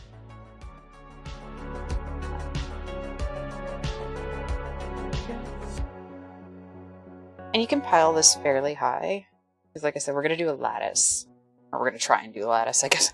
I guess we'll see how that works out. Just stuff all these apples in as best you can. Obviously, I cut more than I needed. And you definitely don't want to put any of the juice from the bottom of the bowl in there. Oh, good pile. Yeah, exactly, Dad. I'm like, I'll have the last laugh. I will. Okay. Almost there. What are we doing? 58. That's gonna be close. Close. Actually, I'm gonna call it right now. I'm gonna call it and say that's not happening. But you know what? We end up with pie. That's the more important part. I think the challenge was just trying to deal with the heat today. Okay, you know what? That's pretty full. Yeah, a couple more over here. Sorry, I still have that piece of apple stuck in my throat. And it's like sitting right on my tonsil. And it's just like so irritating. Okay. How do we look? You know what? That looks pretty glorious. Hi, Dad. Good a lot. Good to see you. Hope you're having a good Sunday, eh? You just made it in time for apple pie construction. So, like I said, because I want to let this have as best a chance as possible, I'm actually going to put it back in the freezer so the butter can firm up while we work on the lattices. So, that goes in. And let's make sure it's... There we go. Make sure it's fly out. Even. Okay, so now we are going to get on to rolling this out and cutting lattices. So I've got another medieval torture tool. It's a good one. You can use it for pastry, you can use it for pasta. I just think it's so much fun. So we got this guy, and I'm going to grab some more parchment because that seemed to work pretty well for rolling the first time. That guy's nice and firm. We don't need to be quite as concerned with this one since we're just cutting strips of it. Oh, awesome! Well, then I will try to make this the most descriptive possible so that you can be entertained. Okay, so I have this. I'm pleased with how that turned out. And now, oh my goodness. Sorry. The easiest way to get your parchment to do what you want is just give it a bit of a crinkle. And then it sits flat enough. Sits nicely. Okay, so let's get this going here. Yes, underground. Yes, please don't slip. Now we're going to need 12 pieces of lattice, so definitely need to get it about the same size as the other one was. Because the strips need to go all the way across, obviously, so it's going to need to be the same diameter.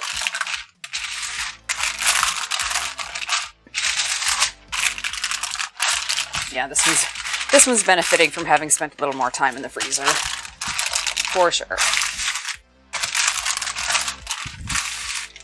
It was super soft.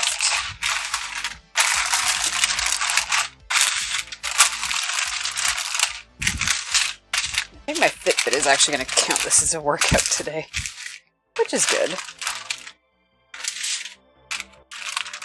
Okay.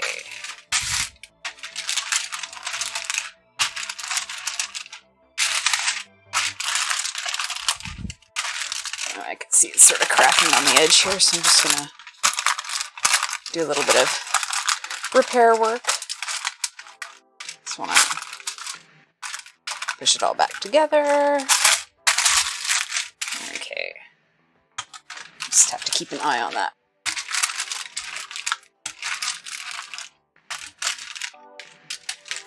It is. It really is. Like, I am literally... My arms are like... Because I have really terrible upper body strength, so... It's like... I've got my foot back. And I'm actually like bracing myself to get a little bit further down into it.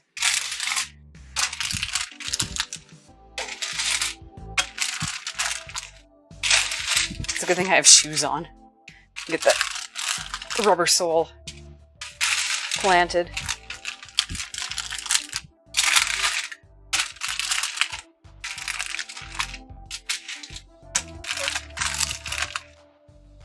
"52 minutes, yeah." I'm thinking that the challenge portion, let's try and learn how to speak here. I think the challenge portion is actually going to end up being the caramel today. We shall see.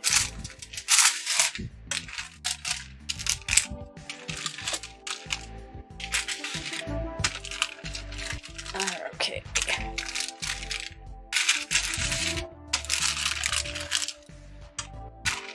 Oops. I dig my knuckle into it. That's a little too aggressive.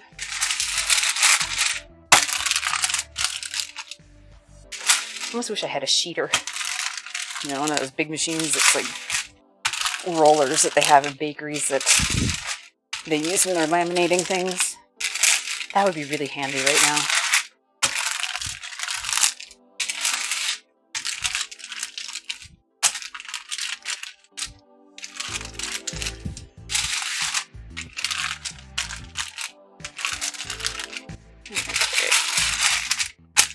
It's funny, someone on the Discord was like, "You're not putting cheese in your pie." No, it's going to be a sauce. I decided that I would attempt caramel again, but yeah, exactly. But no, I made a pouring custard, because that's the very British aspect of this. And then I'm going to try making a caramel again, but as we all know, I haven't exactly had the best. So it's going to be a drizzle on the top. Yeah, if the pie required the caramel on the inside, I think we might be playing with fire on that one. So rather than have it as an essential part, you know, like that other tart I made that day, we're going to have it as an accoutrement. And that way, and I also hedged my bets and made something else, so at least we've got something to go with it. Assuming we actually get this into the oven. We're getting there. Okay, literally, guys. Sorry. I'm like, it is hot in here. The glamorous side of cooking in my kitchen.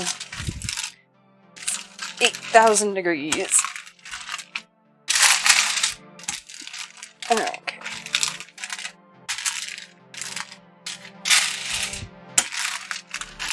Try to get this. Oh, let's see. Now I've sort of got a pointy part. That's okay. I'm not really concerned about the shape so much as I am the diameter. I just need to make sure that my strips are going to be long enough to go across the pie.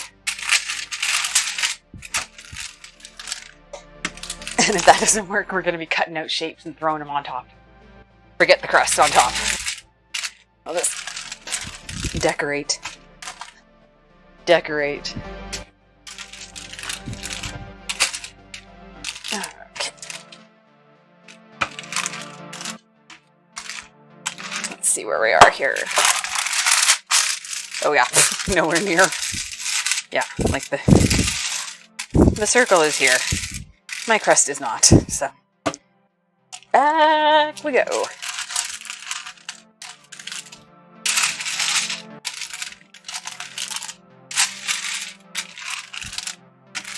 Well, we are getting a circle, so that's good. Well, I suppose I could have just rolled this as a This is one time it would have been fine rolling as a rectangle, I suppose, so.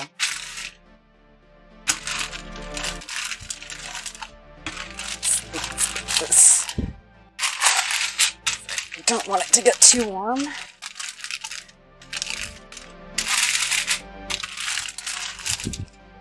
And you know what, kids? I've tried, and unfortunately, the one I tried it with, the dough was too soft because it was too warm, so it didn't turn out quite so nicely. But I've seen all sorts of really cool decorative things that I keep wanting to make just practice pie crust for. Because it'd be really cool to have some different, like I've seen some really beautiful ones where there's like a thick braid and then a thinner braid, and yeah, like they're awesome. Okay, yeah. No. And I keep thinking, I'm like, oh, we gotta be there. Gotta be there. Gotta be close. Nope. Not even.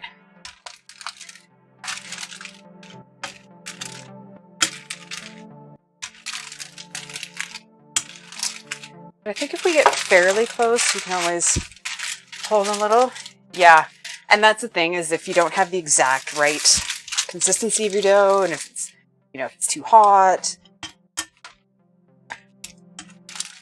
and yeah, like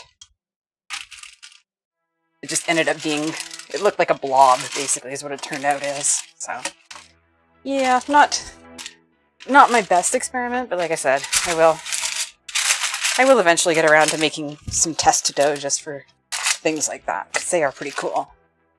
But I find I don't make a lot of pies, so, as I'm sure is evidenced right now, that this is not my standard bake, but I'm a cake girl most of the time, or ridiculously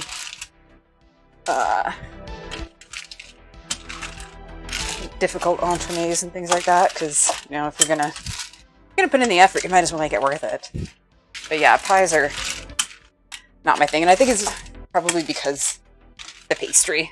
Like, I've always been sort of, I'm doing better with pastry now than I was, but for the longest time, I think I just had failure after failure after failure, so yeah. You know what's a failure? It's my ability to judge whether this is ready or not. So that is way short on this side.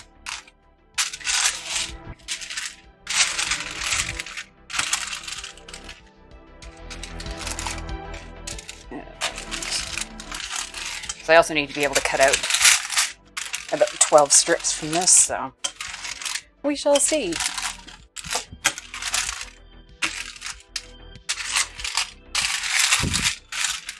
I'm sure that parchment sound is lovely too.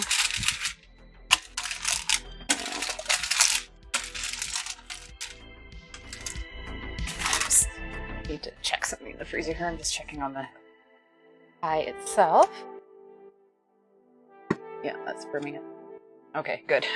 I'm really hoping it's going to firm up so that it has, at least a half chance at life when it comes out. Because with my house, you can never be too sure. Okay.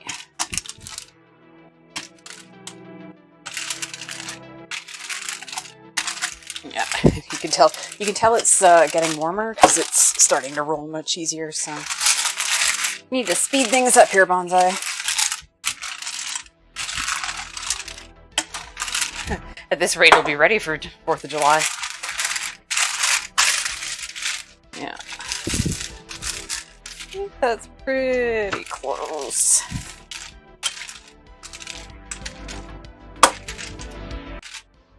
Okay. Now, let's give it a peek here. It's not quite, it's a little small. Should probably give it a couple more rolls. Because if I don't, I'll go to cut the lattices and they won't fit properly, so that would just be the icing on the cake. No, that would be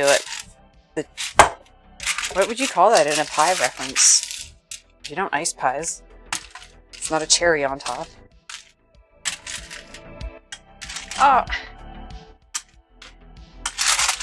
Thanks, Underground.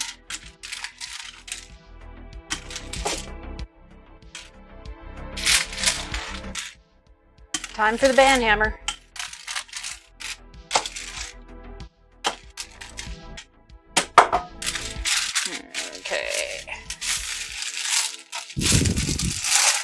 Okay, yeah, that's fairly close. Just gonna go like that. These long ones will end up going in the middle anyways. Pull this on. Ooh, yeah, that's getting a little too warm. Okay, so we need 1-inch strips. You can do it with a knife. If you've got a toy, why not, right? Okay. Out. Yeah, that should do. Okay. And I'm like terrified to do this. Okay, there we go.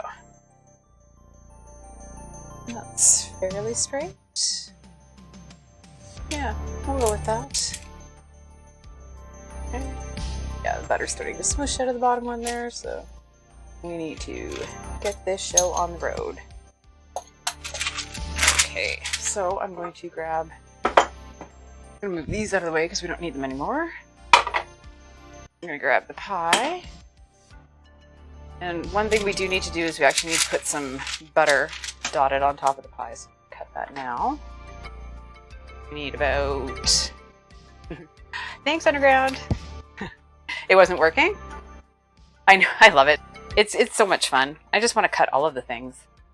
And we just need a tablespoon of butter. And you're just going to dot it around the pie. So yeah, that's probably more than a tablespoon, but who said, you know, there's such a thing as too much butter? Okay. Good. Ah, heck. Use it all. Why not? There's already butter in the pastry. And there's apples, so that's health food, right? I had to click 3 times. Wow. That's, but Twitch has been kind of weird lately, so I'm kind of not surprised by that. Okay, so I'm gonna need this for the caramel later. Just gonna move it back over here. And now I will grab the pie.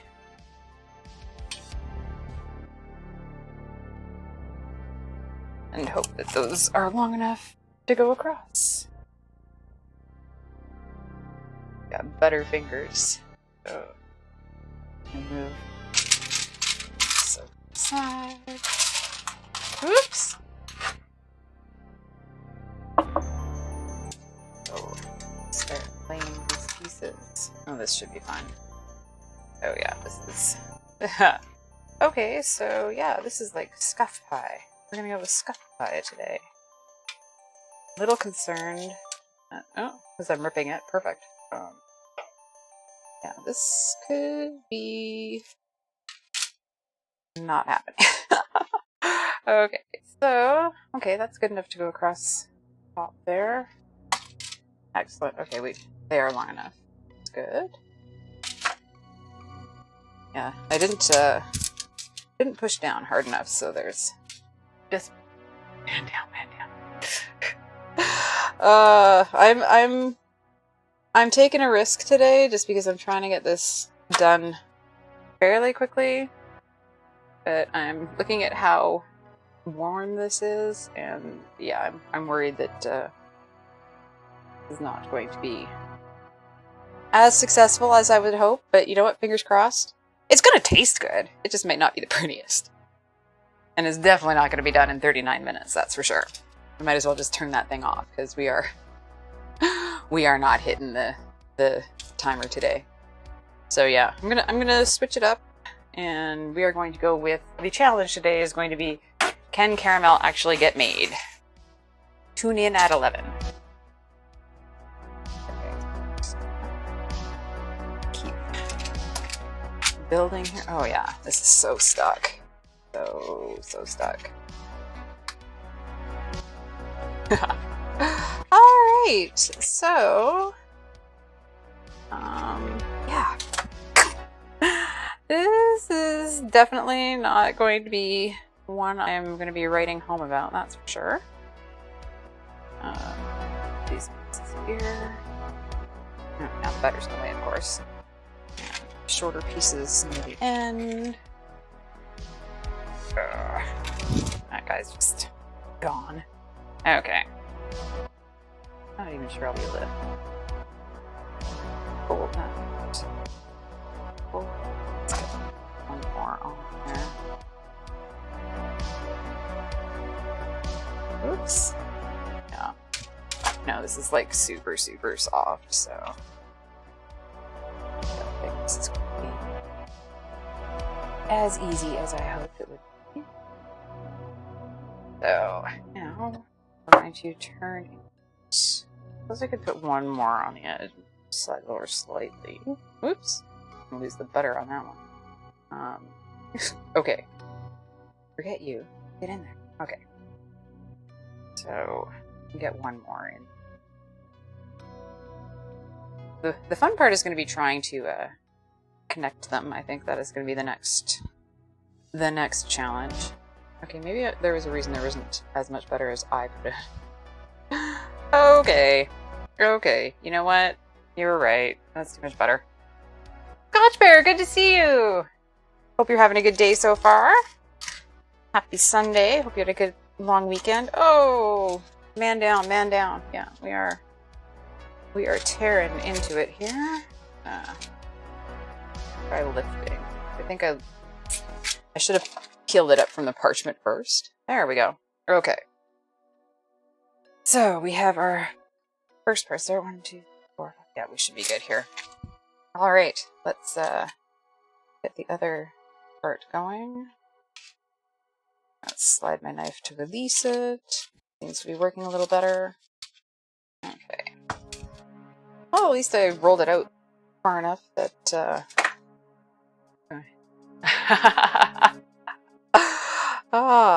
danced out events. Lots of stuff going on. I see. Like, I constantly see all sorts of new stuff being posted, so that's kind of exciting. All right, so lattice. Oops. Okay, that butter just doesn't want to stay there. And lattice. That's a little too far. And this over. Perfect. So slide just a touch. Little closer in. Yeah, this is seriously scuffed lattice, but you know what? It's going to taste good. Beauty's in the eye of the beholder, and the piece of pie crust that did not want to stay. Perfect. Okay. And now we just repeat this process. And when you have pastry that looks better than this, it's actually a lot easier. It's also going to be completely different. Oh, wow! That's cool. Was it at a club or was it in a big event space? I know there's been a few different things going on up here, but it's been mostly clubs. Yeah, the first lattice is always a pain in the ass because you want to try and get it up and over, but not too far. Go back to square one. Yeah, and I always worried I fold the wrong ones up and then you have to redo it. Oh, nice. That's cool. I think I'd be more open to going to events if they were more club type thing, just because I'm not quite ready for giant groups of people at this time. Okay. Okay, this isn't looking as terrible as I was expecting it to, so I'm kind of impressed. We're gonna have, and once it's golden brown and delicious, it'll be fine. It'll be fine. It's all fine, right? Another new disaster. That guy is coming pretty close to being falling right off the end there. But we trimmed the edges anyways, so it's not that big a deal. I'm not quite sure how I ended up with like these super tiny ones and then these really thick ones. I'm like, they were set to the same setting. Okay. I feel like I'm just There we go. Yeah, exactly. Yeah. Sometimes it's a good thing. Sometimes it's a good thing. Definitely just need to sort of get the heart rate back to normal, although I'm sure your feet are probably like, I hate you. And why are you doing this to me? I know I've experienced that more than once myself. Okay, last one. Can we get this off the paper? Yeah, this is just gonna be... Let's go, let's go, let's go. Alright, alright, alright, alright. Yeah, this one is... Should be at the end here. Perfect. Okay, you know what? That doesn't look as terrible as I thought it was going to, so... Well done. Well done us. Yeah, your feet totally...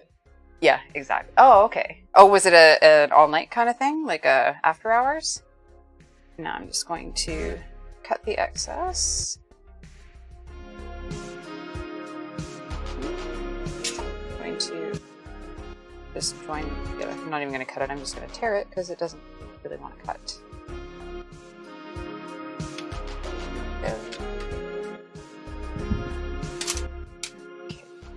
Then we just need to join these. Pretty little crimp happening. Oops. Yeah, this dough is so sticky. Gotta get into the oven like yesterday. So hopefully, if you look at that lovely crust, I'm just gonna get an egg wash on it too.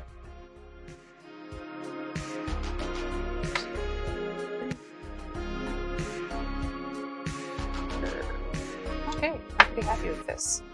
Oh, at least the under crust has gotten a little softer, so we can join the two nicely. A bit of a switch.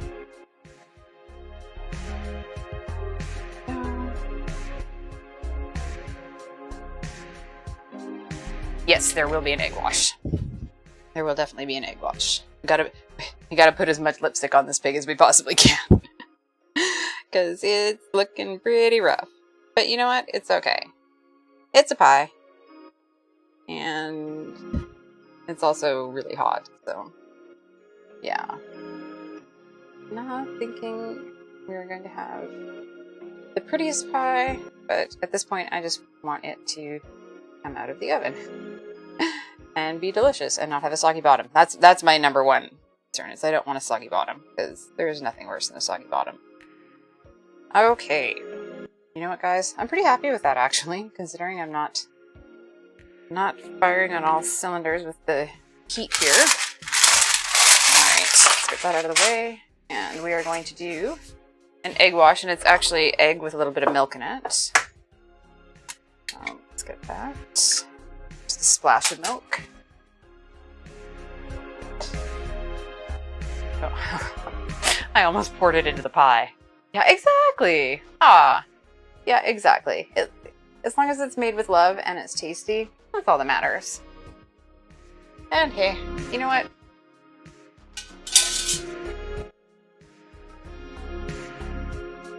Like the smell coming off those apples, that chai spice is pretty spectacular. So I'm just gonna give it a little bit of a egg wash here. Whoops. Come on. And we are going to get a pastry brush. We are going to make this look nice and pretty. That way it'll get a nice golden color when it bakes too.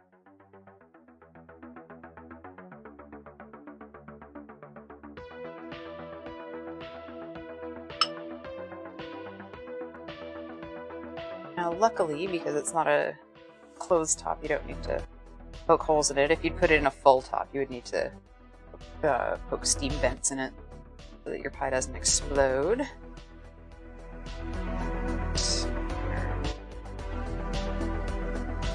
This, and I think the reason the milk is in there is just the sugars in the milk help with that real pretty browning happening. So, okay. I've gotten all of the edges here, and we are ready for the oven. I am going to grab a tray to put it on, because you never want to bake anything like a pie without putting it on a tray, because you're just begging for it to explode over, boil over. You know what? I think I'm going to go for a bigger tray, actually, because I have a feeling that that one's just not quite wide enough. So, let me grab a bigger one here.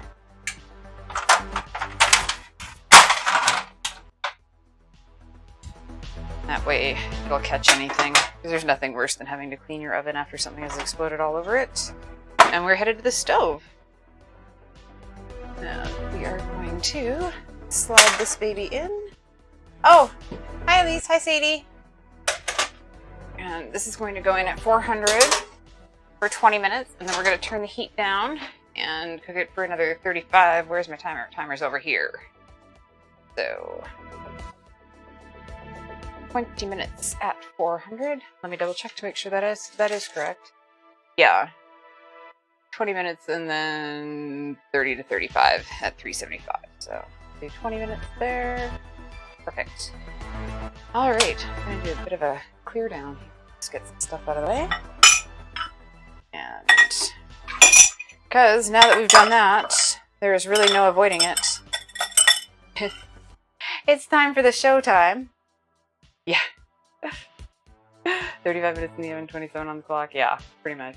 Apple explosion. Oh, yes, definitely don't want apple explosions. Because I don't like cleaning my oven as it is, and I really don't like having to scrape things off the bottom of it, so I'm going to avoid all explosions where possible. Okay. Because, yeah, it is now time for the last bit of fun for today, and that is caramel. Now, I know that I've had no success with it so far, so heck, why not do it again, right? Guess we'll see. So, plus I want to make a chai spice caramel for this. So the first thing I'm actually going to do before I make the caramel is I am going to make the spice blend that is going to go in it, because once you start caramel, you really can't turn away from it. So let's do that. I'm just gonna rinse some of the butter off my hands here. I feel like I will have the most moisturized hands on the planet by the end of today with all of the butter I've been handling. That, and to make the chai spice, I'm using the same blend that I used in with the apples, which is my cinnamon, ginger, allspice, nutmeg, and cardamom, and a little bit of black pepper. So bring these guys over again, and I'm gonna just eyeball it with the pepper. You don't want a lot, but you do want that little bit of a bite. And then I'm gonna, let's see here. I'm actually gonna go with the same amounts that no, I don't need that much spice, but I'm gonna go with a teaspoon of cinnamon. Where's the teaspoon on this thing? There's one here that's like a half a tablespoon. It always confuses me, and I end up grabbing it by accident. Okay, so I'm gonna go with the teaspoons. These things not come off this thing. This ring is really great for. Oh, they do. Okay, there we go. Haha, that's easier. Okay, so I'm gonna go with a teaspoon of ginger, a teaspoon of cinnamon, half a teaspoon of nutmeg, half a teaspoon of allspice, and a quarter teaspoon of the cardamom. And that's my standard ratios for any time I'm using these. So is 1 cinnamon, 1 ginger, half of the allspice and nutmeg, and a quarter of the cardamom. So teaspoon here. And again, this is, if you weren't here at the beginning when I did the apples, this is the Indonesian true cinnamon. Delicious. It's like, this is what cinnamon, when you think of cinnamon, this is cinnamon. Because there's other kinds that are more suitable for savory applications, like the Sri Lankan one is really great in curries and things like that. But this is the true cinnamon that you think of when you get cinnamon at the grocery store. And I'm gonna half it with the allspice. Top it with the nutmeg.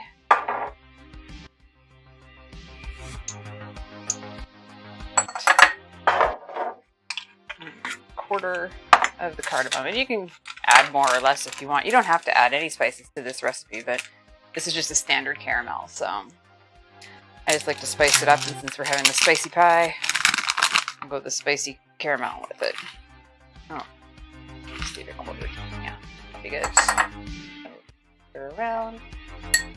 Okay, yeah, this is me totally procrastinating on making caramel. I'm fully aware of that. Okay. Get these spices out of the way.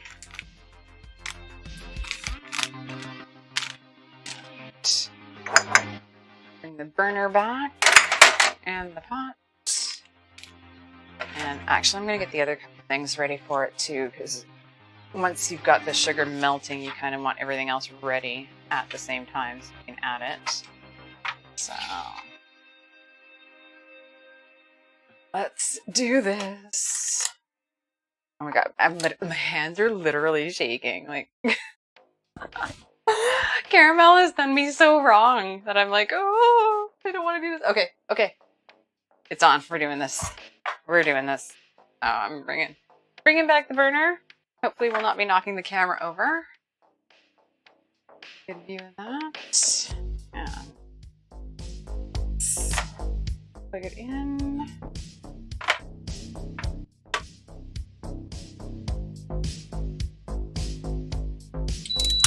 Oh yay, didn't knock over the camera. So good. So happy with that. Move the wire though.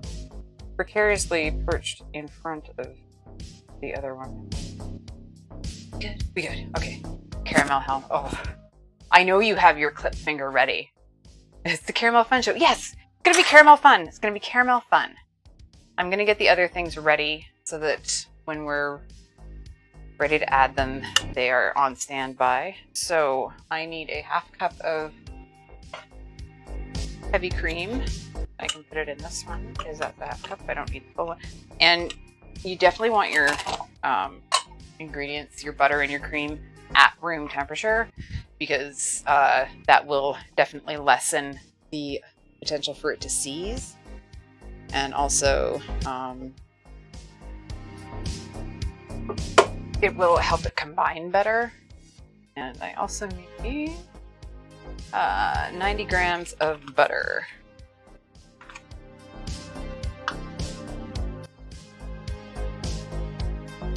And this is also at room temperature, which is very, very sticky right now. I'm just gonna grab the scale. I feel like I'm just playing Jenga with all of these things right now. Bowl. Put it in. And you want this in cubes, if possible. Maybe more like smushes. Actually, this isn't bad. I thought it was warmer than it was gonna be, so.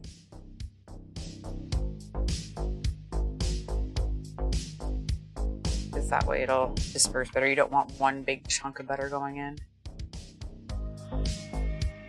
That makes it really likely for it to seize. Now, the beauty of caramel like this is even if it does seem like it's separated, like the butter hasn't gone into the sugar at all, you can actually just take it off the heat and keep whisking it until it comes together. It will eventually come together. It just might take 5-10 minutes. And there's no timetable for it to come back together. It could come back together right away. It could take, 10 minutes, which has happened to me before. I will not lie. I've had a few experiences with it where it didn't come together for a good 10 minutes after I started stirring it. So don't give up on it. It will eventually happen. It's kind of like when you're making a buttercream, a meringue buttercream. It may look curdled or it may look soupy. Just keep working with it and, either heat it up or take it down. You're gonna cool it down. You're eventually gonna get there. It will come together. You just have to be patient. Okay. So those are good to go. The butter is separated. separated. Butter is not separated.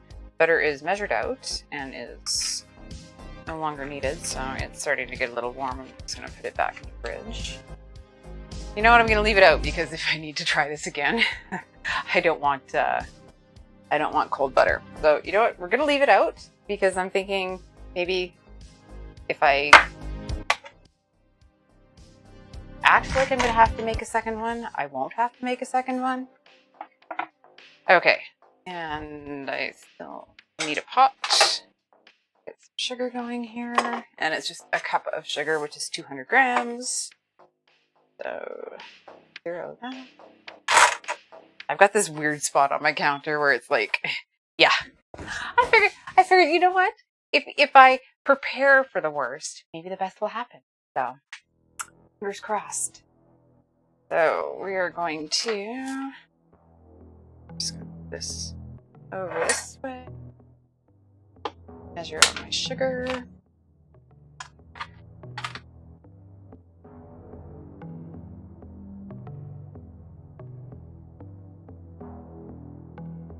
Go. There. 100 grams. Okay. Perfect. 202. Close enough.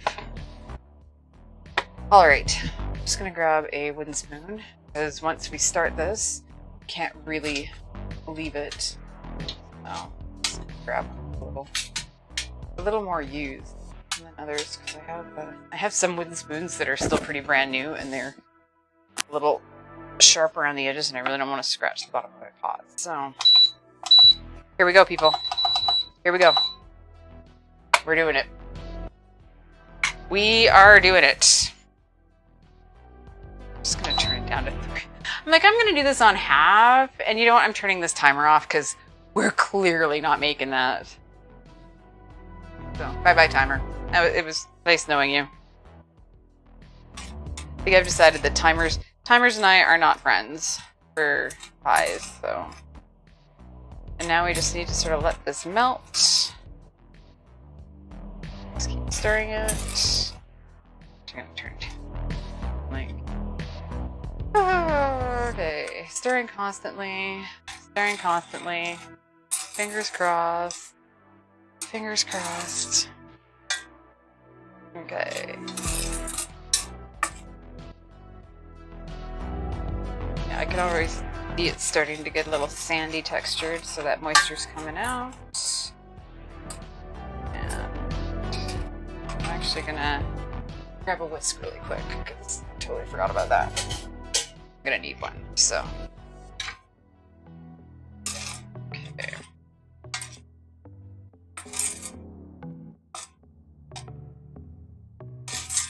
I'm like, just sort of like,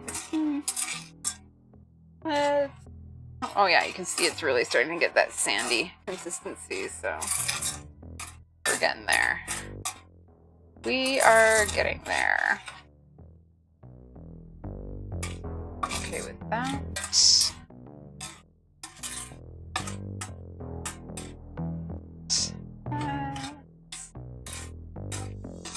Oh dear. I'm barely breathing. I'm talking and saying like words, but not really talking because I'm like, I just need to remind myself to breathe right now. Like it's the panic. It's just hilarious to me because pretty much anything is fine, but after having no luck with caramel lately, I'm just like,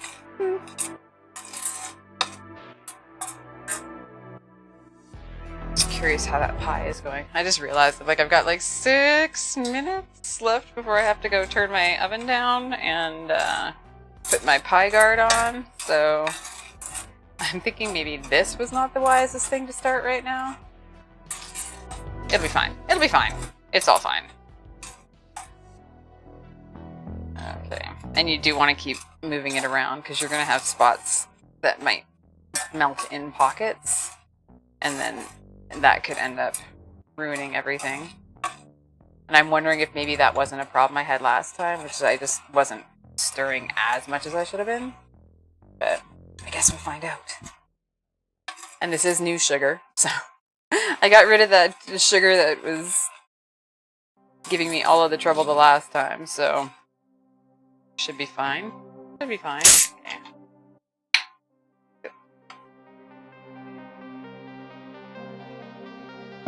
Little hydration there. Okay. Oh yeah, I can feel it sort of starting to... Oh yeah, you can see it melting there. There we go. Okay, so you want to really keep stirring it. Keep stirring it and keep stirring it. And like I said, I've got this pretty low because I really don't want it to burn.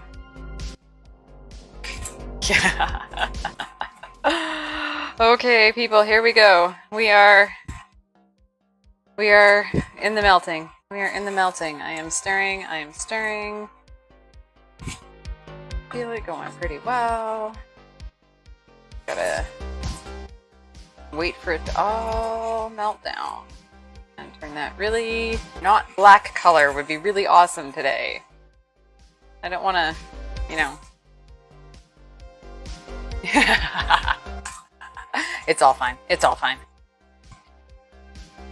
I'd really like to not have to use more than one pot today. That would be amazing. I'm getting a little nervous. I'm actually going to turn it down one because I just... You know what? Better safe than sorry. Let's see if we can get this working without it causing an incident. How are we going? I'm like, I am not letting any of this stick to the bottom if I can help it. Like, I am now no longer caring if my pan gets scratched. I'm like, I just don't want this stuck. A long weekend miracle, right? I'm not asking for too much, just, you know, not a pot full of blackened, you know, mess. Although, to be fair, it didn't actually take that long to clean up the 14 pots of failed caramel the last time, because the water that comes out of my sink is so hot, I just ended up using, letting it run and eventually dissolving. Although, if you can't do that, you can always just fill your pot with water and then let it come to a boil on the stove. It'll do the same thing. It's pretty sad that you can do that just out of my sink. Okay, this is... Yeah, I turned it down a bit and now it's slowed down, so I'm like a little nervous because I don't want to turn it back up. I'm like, I also have 3 minutes before I have to, okay, I am going to turn it back up. Like, making decisions on the fly here, we'll see if this comes back to bite me in the ass. I'm thinking, I need to turn my temperature down on my oven and put my pie guard on in a minute here, so.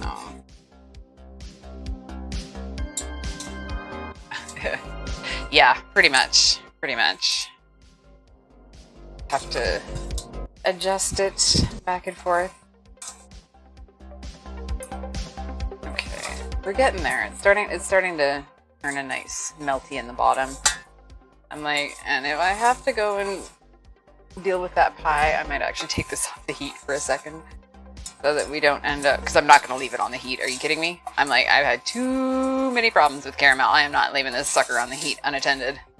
That's just asking for a fire in my, because I guarantee that's exactly what would happen. It would just blow up, explode. Okay. So I was thinking about it after the last time. One of the caramels, it almost looked like those Dalgona candies that have been really popular, those Korean Dalgona candies. I'm like, huh, too bad I didn't actually remember what I did and I didn't do it on purpose, because you know, those are pretty popular right now. But it was literally like that sort of, it was a weird sort of half, like it was like a half caramel, like a chewy caramel and like half hard caramel. Okay. You know what? Now, of course, now this is happening. Now it's gonna melt. So. Okay. Luckily, my kitchen is not so big that if I go and turn down the oven, it won't be too far a run. I need like a little stick that I can poke at my dial. Okay, we're getting there. Well, we're still in the golden range. That's always a bonus. Kind of excited about that. Okay. Now, starting to get to the where it's... Oh, look, look, look. Okay, we're melting, we're melting, we're melting. And got like 30 seconds before I have to go change the temperature on the oven. Of course, of course. Planned this perfectly. Okay. Just gonna turn that heat down just a smidge. Hopefully that will give me the ability to like slide over to the stove, turn the heat down and come back without it all of a sudden going black. Okay, this is... Okay, I'll be right back. You behave. Just turning my heat down to 375. I'm just gonna double check. Yeah, she's looking pretty. Doesn't need the thing yet. Okay, sorry. Like I did take a quick peek and it's actually looking pretty nice. It's not browning too quickly, so I'm gonna put that on for another 30 minutes. Okay. Don't stop stirring, Banzai. Like I'm playing with fire at that. Okay. Still a good color. Oh noes. No, we're still good. We're still good. This is a positive sign, Underground. This is what we want. This is getting there. Sort of playing with the heat up and down because I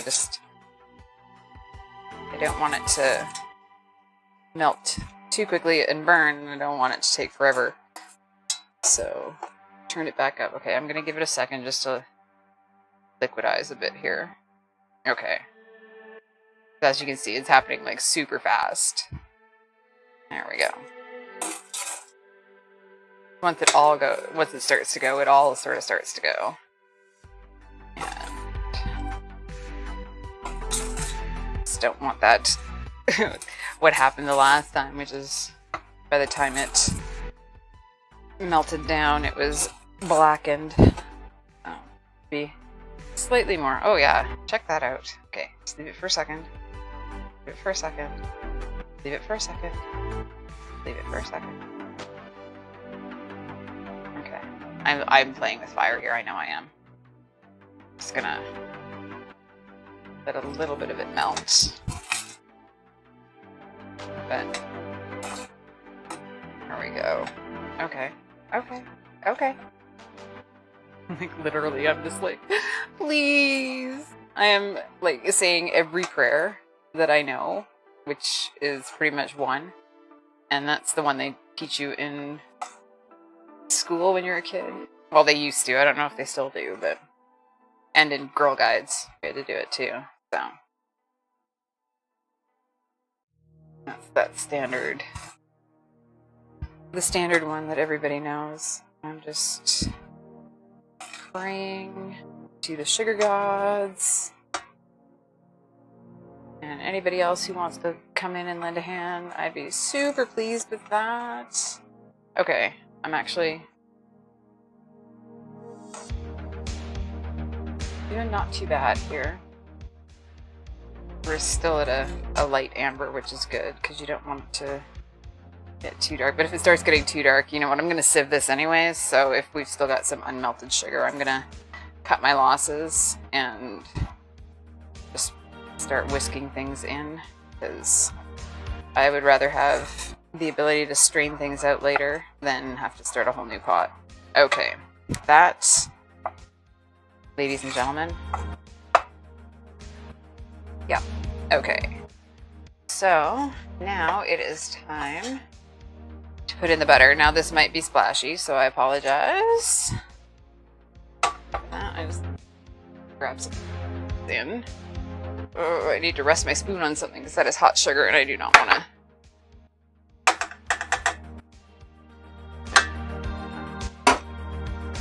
don't want to burn it, and get my whisk, and we are going in with the butter.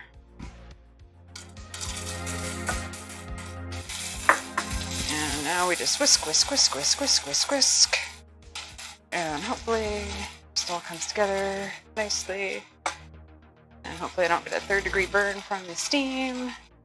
Okay, and obviously this is going to need to come off the heat because that is not combining too well. So I'm going to take it off the heat and whisk it till it starts to come together. I had a feeling that would happen, but the fact that I don't have burnt caramel is kind of amazing. So you have to be really careful with this because that butter is going to splash and it's going to be frickin' hot. So you can wear gloves if you want. I'm just going to sever a bit so I can move this over.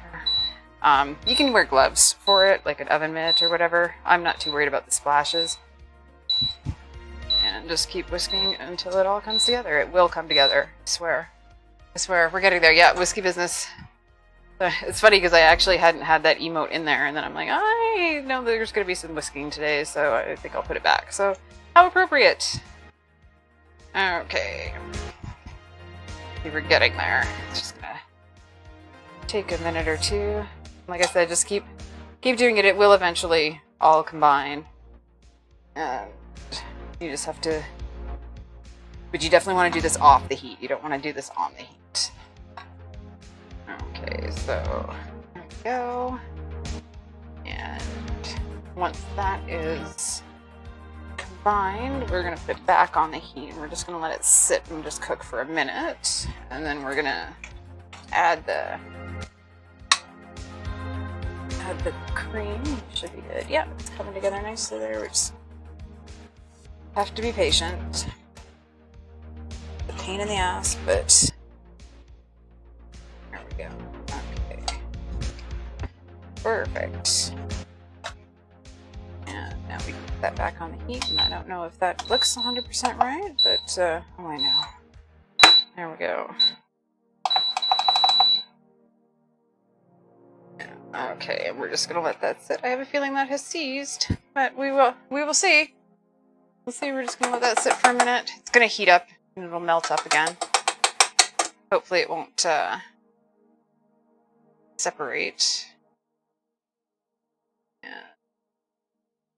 I'm gonna let that sit for a minute. It's gonna bubble, melt, and hopefully not separate again. And it's hard for me to not touch it right now because I literally am like, I just wanna fix it. I just wanna stirring it. So don't touch it. Don't touch it. Okay. Bubbling. It's not really saucy. I have a feeling this might not work. After all of that is going to be the frickin' butter that didn't work and not the sugar itself. Damn you, caramel. Okay. So, oh yeah, that's completely seized. Let's, fuck. Are you joking me? Okay, I'm going to take this off and try and get it back to some semblance of togetherness. And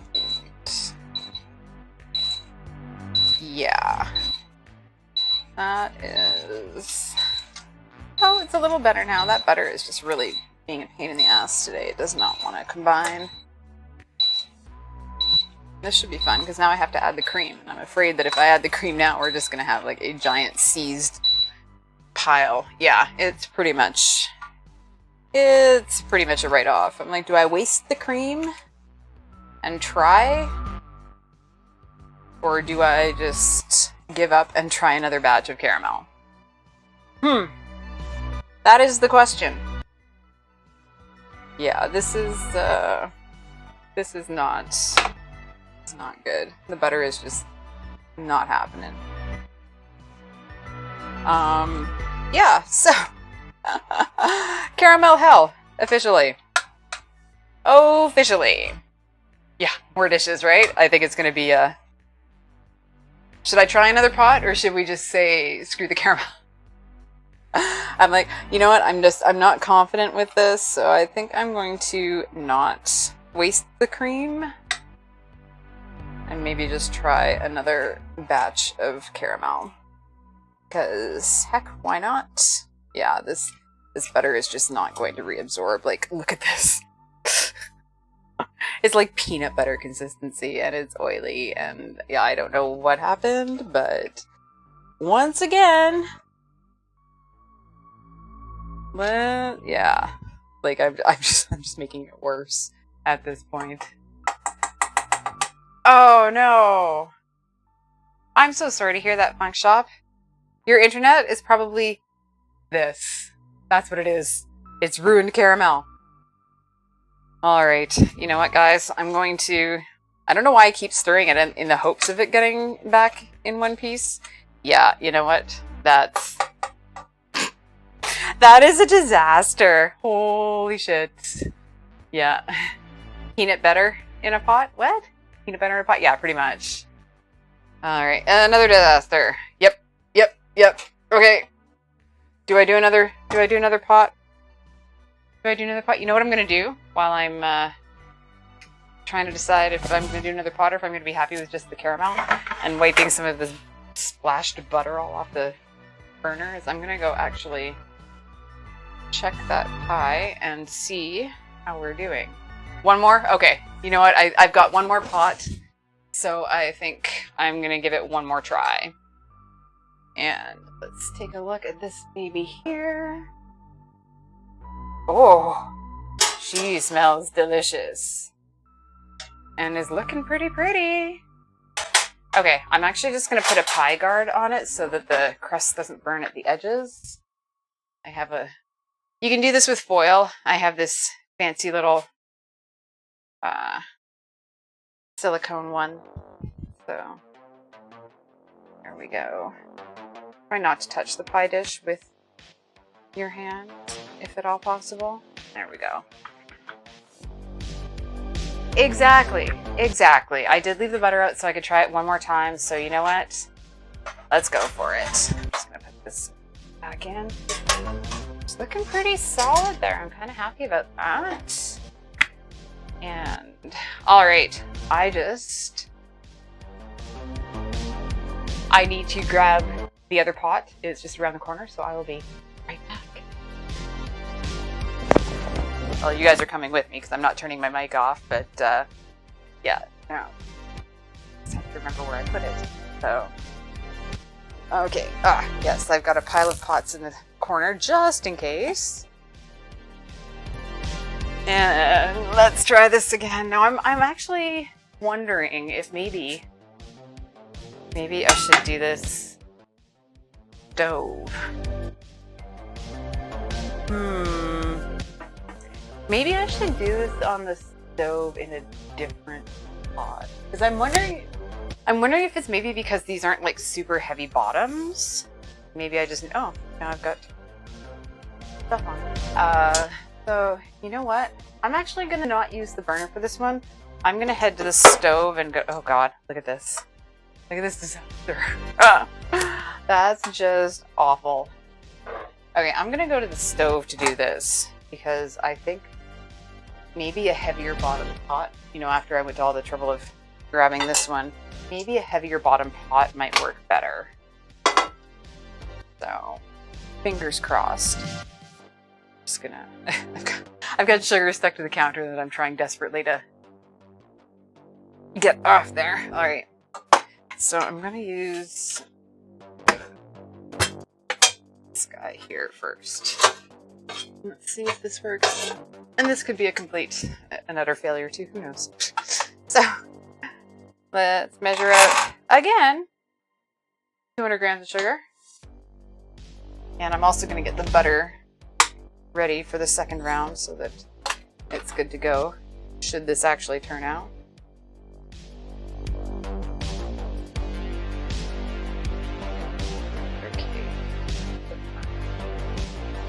Because I've never had a problem with the caramel in this pot. Pot number friend. So we'll see. Maybe I don't think it's the pods, but you never know. Caramel, how? Okay.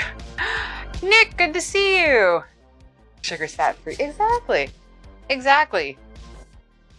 Good to see you. And everybody, if you are not in my Discord, you need to join the Discord so that you can see Nick's stuff that he's been smoking.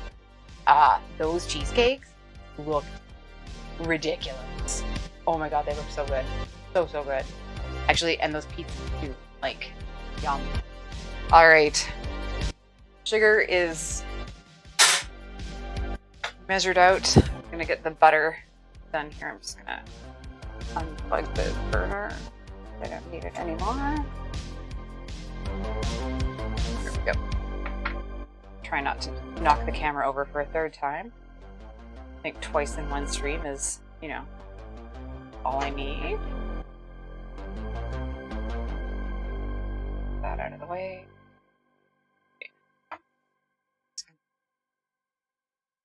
Get off completely so that I don't end up burning myself on it. Yeah, no. Oh, Nick, it looks so good. So, so good. Because one was with an Oreo crust and one was with a Graham.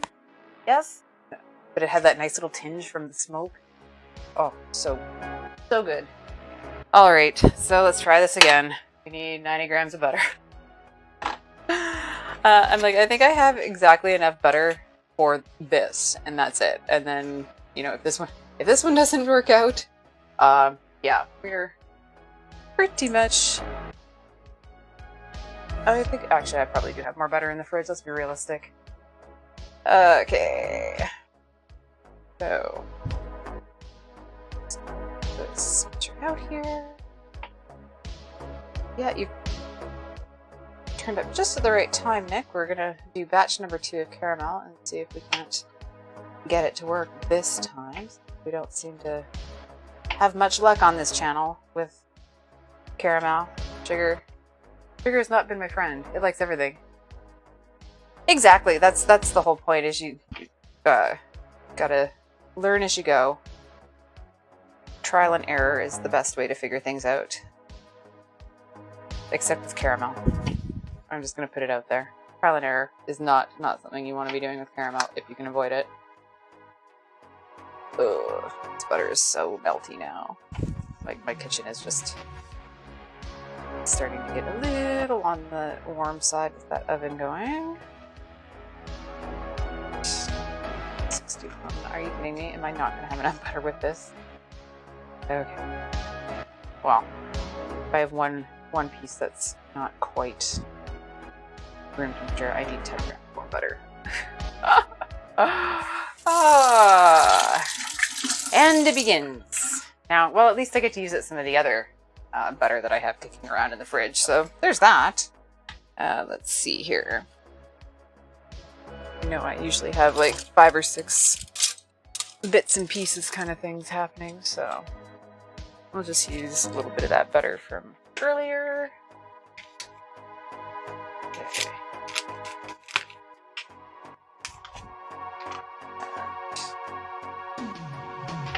Yeah, this is solid.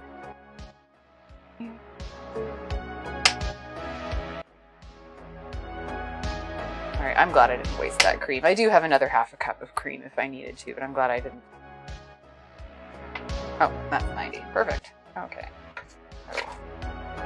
Alright, kids, what's cooking pies with caramel? Yeah, pies in the oven, and the pouring custard that I made to go along the side of it is cooling off to the side there.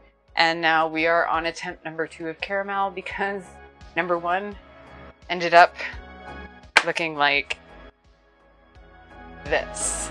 Basically, disaster in a pot. Like, there is no coming back. So, we're trying it again. I'm going to take it to the stove this time rather than my burner because I'm going to use a different pot.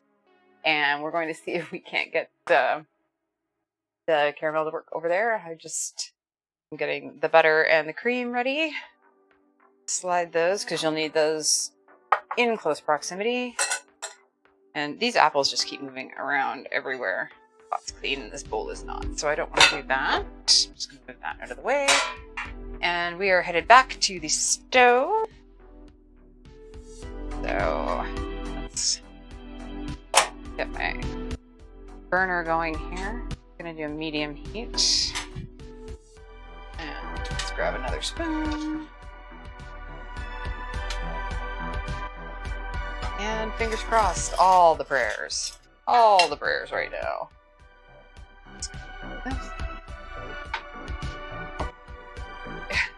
Oh, that? No. Or are you talking about the pie, Elizabeth? Or are you talking about the gloppy bowl of awful? Are you not home, Elizabeth? Or are you leasing Sadie over at your place?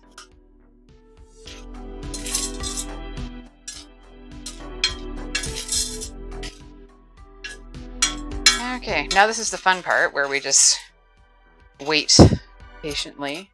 I know this is gonna be a little... Oh, thanks you guys! That's so sweet, I appreciate that. Not required, but certainly appreciated. I enjoy having you guys around. So thank you for that. Elizabeth, I appreciate that. They were pretty tasty. I was actually pretty happy with that. I can do most things well. Oh, okay. Cool.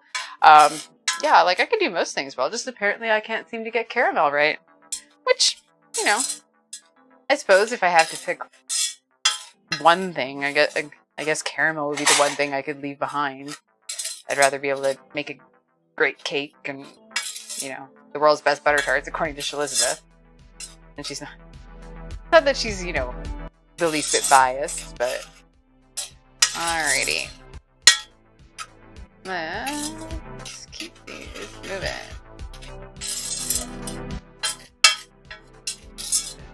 Okay. Yeah, this is just... The burner is slower because the heat isn't quite as even, and let's be realistic, I don't exactly have the greatest stove on the planet, so... Unfortunately, this is going to take a little longer, but maybe it'll be more successful. I should get a whisk out now while I'm thinking about it. I'm not scrambling for it later. Good. I think I'm gonna go this guy. Now that's a whisk. Oh, she's not allowed to have any. Kidding.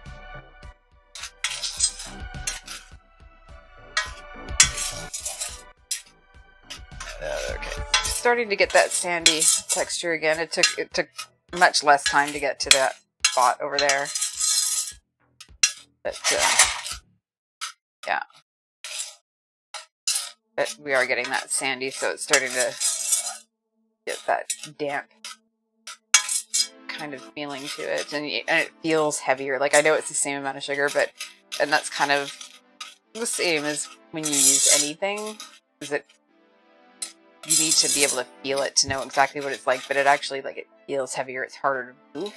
Haha, too late. Yeah.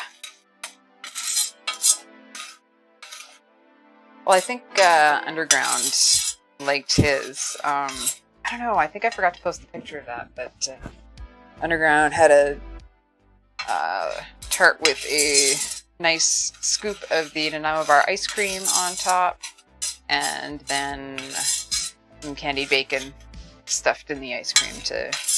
I look at the picture after I took it, I'm like, that kind of looks like a mousse, which I guess was perfectly appropriate for Canada Day. So, but yeah, no, they turned out well, and I know I mentioned it when I was making it, but that crumble that's the base of a regular Nanaimo bar, holy smokes, just make that. It's like crack. And if you keep it in the fridge, it gets, like, it doesn't get, like, super hard. Ah, yes, Nick. Absolutely. Everybody needs candy bacon. It was delicious. It was just maple syrup. And had I not been putting it on a sweet application, I probably would have added some cayenne to it, just because I think that sweet, salty, and spicy would have been awesome, but it wouldn't have gone particularly well with Nanaimo bar ice cream, so... The butter tarts would have been interesting, and I'm looking forward to making another set of them, because after Tat suggested craisins, I'm kind of like, I'm dying to actually try the craisins. Oh, I am like not leaving this pot. Usually, and it's funny because usually I'll just let it sit for a couple minutes and let it melt when I'm doing this by myself. But with my lack of success lately, I am not going anywhere. So funny. Look at the difference in the color of those butters. Hilarious. You can tell like that grass fed. I still don't know where. I'll have to Google where that butter comes from. Because I'm guessing down east. Guessing, like I know that there's other butter that comes from PEI, so maybe it's from there. But okay, oh, I'm starting to feel the melting at the bottom. It's always weird. Sugar as it's starting to melt almost smells like it's burning sometimes. So of course I'm having I know that's totally normal, but I'm having a panic. It's like, come on. Okay. How are we doing this pie? I got about 5 minutes, but then I'll take a peek at it. I seem to be timing this completely terribly and also perfectly. It's like, I'm like, I have 5 minutes left before I have to check the pie, and of course that's going to be just enough for this to start melting and not, you know, wanting to take my hands off it, so. Okay.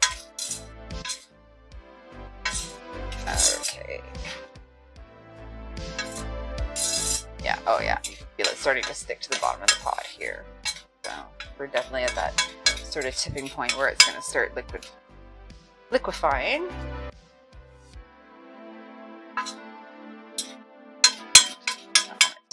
Too much. It's funny how it just goes from totally solid. Yeah, true. That was actually probably a smart thing to do, is put myself in close proximity to the pie so that I can take a quick peek at it and not have to run away from the sugar. Because anything you're doing with sugar, you really shouldn't take your eyes off of. But with my luck lately, I'm definitely not taking my eyes off it. Convince this that it wants to cooperate this time. Oh yeah, it's starting to. Yeah, I can start to feel it now. Okay. Let's go. Do I let it sit for a second? Let it sit for a second? Let it sit for a second? As I've let it sit for 5 seconds. Which means, yes, I let it sit for a second. I love how I'm trying to decide to do something and I'm letting it happen. Oh, there we go. We've got liftoff. Perfect. Okay. I keep moving it around. With the dry caramel, you're always going to have bits around the side of the pot that don't dissolve. No big deal, that's totally normal. What's not totally normal is everything not working. But, let's hope. Let's hope. Fingers crossed. Like I said, I left that butter out just in case I needed to do it. I was hoping that that would be the, you know, kind of like you tell a kid not to do something and they immediately go ahead and do it. I was figuring that if I left the butter out, I wouldn't need it, but clearly that was not the case. So we're gonna say that it was a good idea to have a second attempt, but I'm thinking attempt number 2 is probably going to be the only one after that. I think we're going to we're gonna make this work. This one's gonna work. It's gonna be amazing. It's gonna work. It's gonna be beautiful, glossy caramel. I don't even care if I have to put more elbow grease into to get the butter to combine. This is gonna work. Yes. Yeah, Nick. I love that little hit of spice. I think it'd be delicious. But just, yeah, unfortunately with an all sweet dish was not quite the right thing to do for that one. But yeah, no, I plan on making more of it just for snacking purposes and trying a bunch of different seasonings just to see what else goes really well. Like I've got some really neat different ground chilies like guajillo and ancho and pasilla. So I think those would add really nice. Yeah. Oh, Jesus. Bite your tongue, Underground. Bite your tongue. That is not a necessity. I don't have enough pots for that. Honestly, I do not have enough pots. Okay. This is actually starting out fairly well. We're just gonna keep stirring, and I'm actually gonna let it sit for just a second to get a bit of a melt going on the bottom there. And yeah, although if you want to bring in a, 5 or 6 more pots and 20 kilograms of sugar, yeah, that I will try it.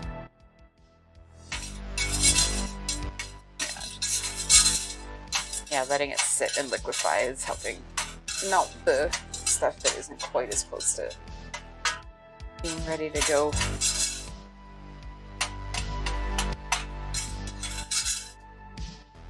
Melting. Melt. Got about 40 seconds before I have to check that pie too.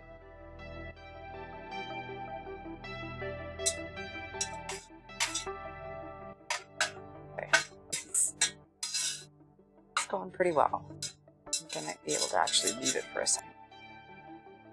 Famous last words. She says, I should be able to leave it for a second and then all hell breaks loose. So 20 seconds. And I'm gonna check the pie now. And see. She's looking pretty good. I'm pretty happy with that. It still needs about another 10 minutes. Okay, I need 2 oven mitts. That would help. So we're gonna slide her back in there. I'm just gonna. Oops! My pie. Of course. My pie hat has fallen off. Shit. And that's heavy. That's hot. Not heavy. Hot. Okay. Can't leave the oven open. Let's do that. I'll replace that in a second. Fuck. I knew it'd be too easy.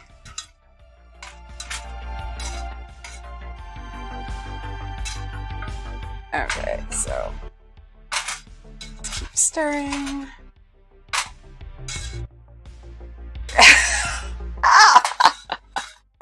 Right? It pretty much is. Like, for all intents and purposes, it's my Valhalla. Is that correct? That's the Vikings? Right? Like, my apron's going all sideways from stirring so much. Okay. We're getting there.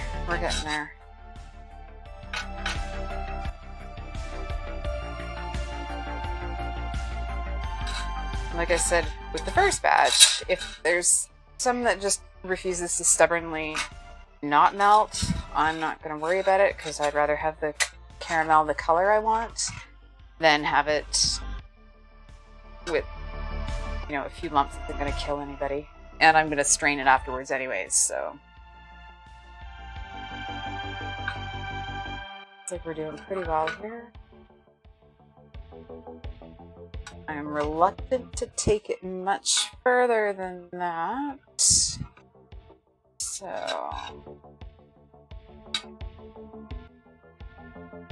Well, that's good because the sugar's actually melting well. Not too much of it is stuck to the side of the pot, which is even more impressive. Well, stuck to the spoon, that's why. Okay. Alright, so it is whiskey time. We are gonna put that out of the way, and we are going to whisk in the butter, and hopefully be successful. I'm doing it in little smaller pieces this time, maybe that'll help. I know it says to add it all at once, but I'm thinking maybe more slowly might work. Ah! I just splashed myself. Okay. So. There we go. Okay. Whiskey. Let's see how we're going here. And that is splashy. Take it off the heat. And try and get that combined. I'm starting to think, like, you know what? If I have trouble with this sugar again, I'm just gonna start buying a completely different brand because I'm wondering if it's maybe not the brand. Like, I bought a new bag of it, but it's splattering all over the place here. Jeez. Yeah, this is messy. This is not the fun part. Okay. Well, this is looking a little more promising than the first one.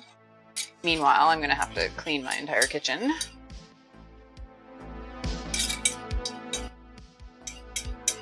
Seems to be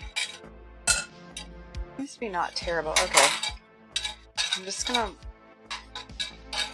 let that sit for a minute. Seems to be in a better spot than it was with the first one. Just gonna not touch that because that is hot sugar. I'm just gonna wipe the hot butter off my arm because that was fun. Okay, that looks promising. That is something I'm used to seeing, so I'm kind of excited about that. So fingers crossed. Fingers crossed that we might actually have this. Be amazing. You just need to let it sit for a minute and not do anything to it.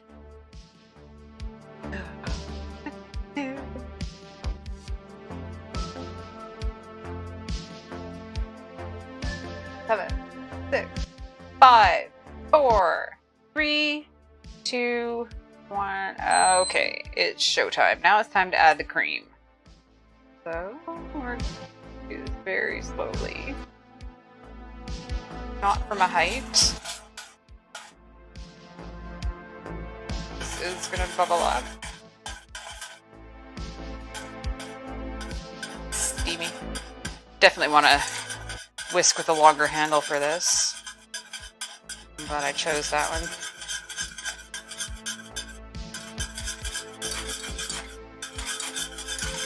All right.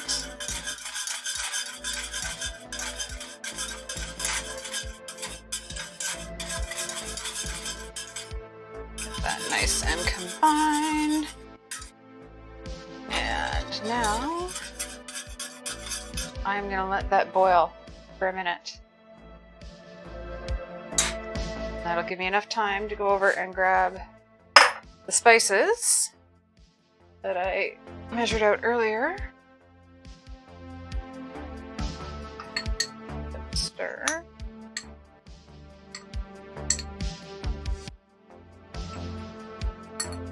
That's ready.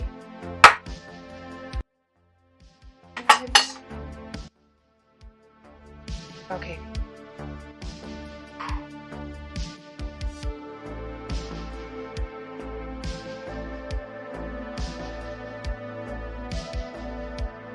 Oh, for God's sake, my Google Assistant. I said, okay, people, and my Google Assistant opened.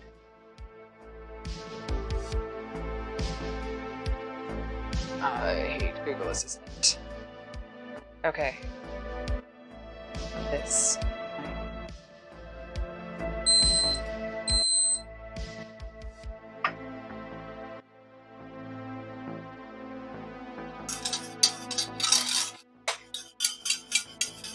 There we go. Caramel sauce! Oh yeah, baby! Oh my god. I am so freaking excited! Okay, so I am going to turn the heat off because I don't need that anymore. And I'm actually going to strain it. So just gonna put it through a sieve. So let's go do this over here actually.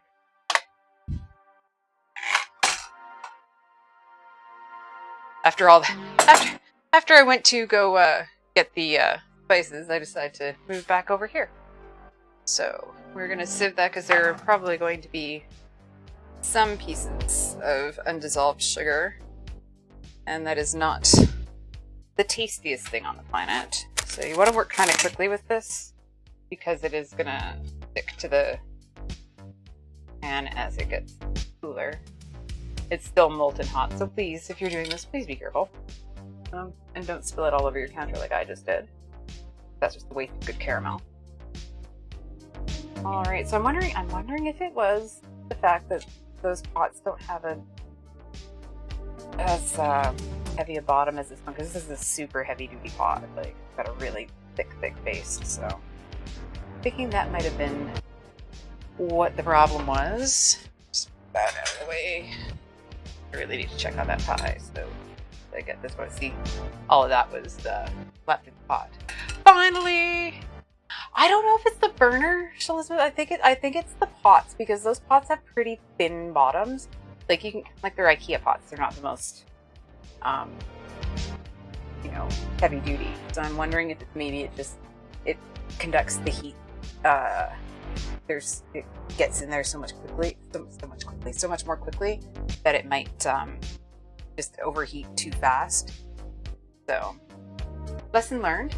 That is for another day. Yeah, I am going to stir it. And you always want to stir your spices or your vanilla or whatever in after. You don't want to. You want to take it off the heat. Now we're just gonna put those in. And I'm also gonna add some salt, because with anything super sugary, a little bit of salt is always a good idea.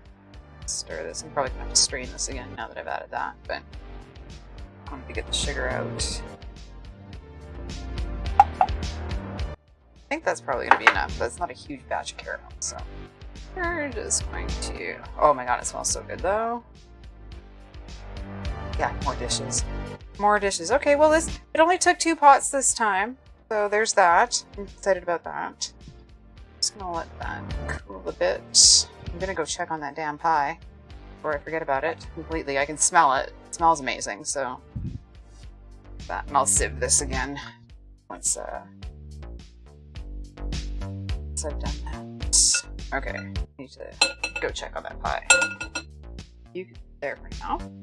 Let's go to the stove. What did I do with my... Oh, there they are. I'm like trying to find... You know what? Actually, I think that is pretty perfect. Give it a...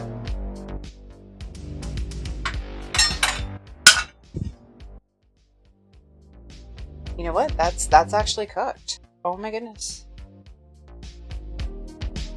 Trying to pick this up with your fingers is not the smartest thing.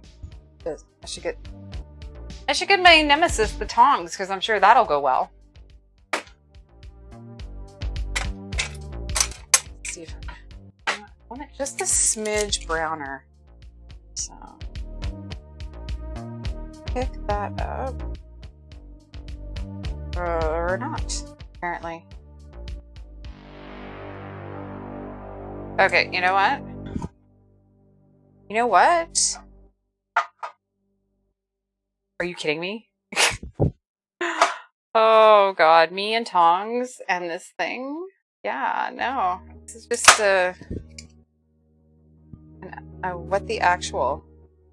Fucking hell. Oh, come on. Come on. It literally needs like a smidge more time. Can you guys see this? This, oh god. Okay. Stop. Stop! Stay. Okay. It actually has a little thing here to connect it, and I didn't do that, and now I'm wishing I had. Banzai droids, yeah. Okay, I'm gonna give this just a couple more minutes. I just want a little bit more color. Oh, God damn it! Fuck you. Forget it. Alright. We're going back in. Just needs a few more minutes. Oh. I cannot use tongs. I am the worst. I am the worst. Alright. And now I'm going to have that song stuck in my head, Funk Shop, for the rest of the night. So, yeah. Although, you know what? Considering it's not Baby Shark, I'll take it, because, yeah. Just need to grab another bowl, actually, to strain my caramel through.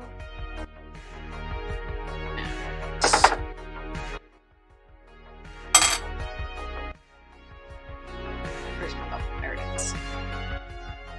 this again. Now that we've got that space in there, we just want to get rid of all the lumps that look behind the ball. Because, you know, everybody needs at least 8 sets of bowls to wash.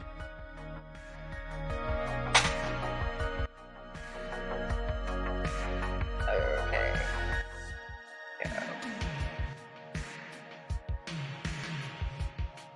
Perfect.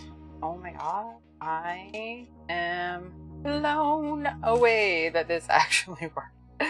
I'm so happy. And this caramel looks beautiful. Got that really smell. All the spices.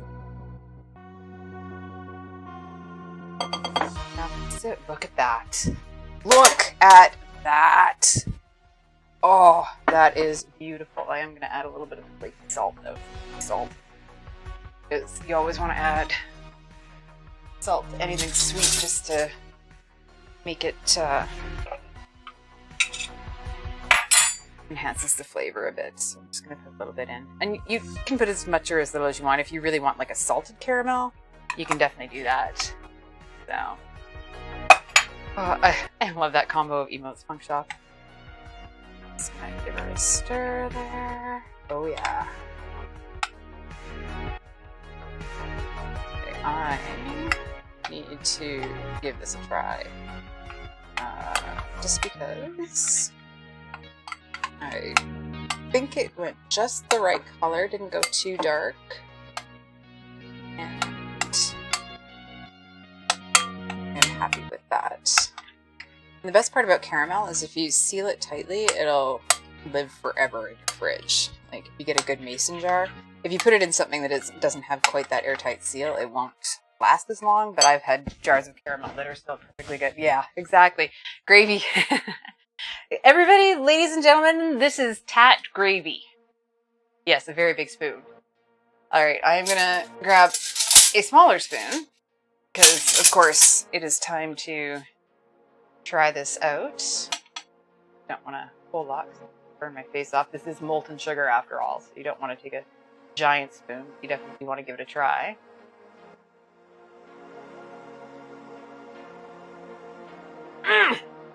Yes! Ladies and gentlemen, second try, it actually turned out. Oh my goodness. Guys, so good. It's actually funny because chai spice is basically apple pie spice, just with a couple additions like cardamom and then allspice. Well, I add the allspice. But it's basically the same spices that you put in apple pie, so it basically tastes like apple pie caramel. So, this guy, this jerk, done. Gone. You're finished. You're finished. Okay, I'm just gonna take a peek at my pie. Because you don't want to overcook it. Yeah, the pot of shame and then the pot that worked. So, there we go. Let's get this pie out of the oven. Oh yeah, perfect. Perfect, perfect, perfect. And I'm happy. Yeah, that is cooked anymore. It's gonna be a burn. All right. So let's turn this off. And I'm going to grab something to put my hot pie plate on so I don't ruin my counter. I'm gonna take this guy over. Ooh, he's hot. See? And if I hadn't picked a bigger tray, that for sure would have spilled all over, but there she is, kids. Gotta try and put her a little closer to her. I am super happy with that. The apples are nice and tender, but not like mushy. I love them. I like that. See, the ones at top here look a little more like dried apples just because they weren't encased, but that's okay. And the ones underneath are great. Really want to cut in.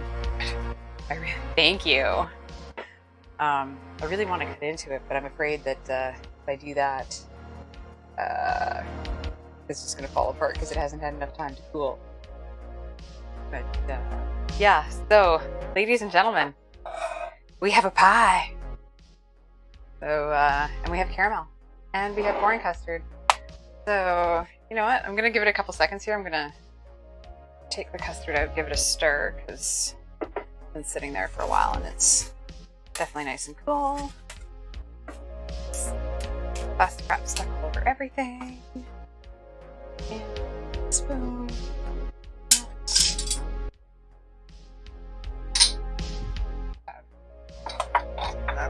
Stir there. And that's the perfect consistency for it. I almost moved this pie plate with my hand. So that's the perfect consistency for a pouring custard.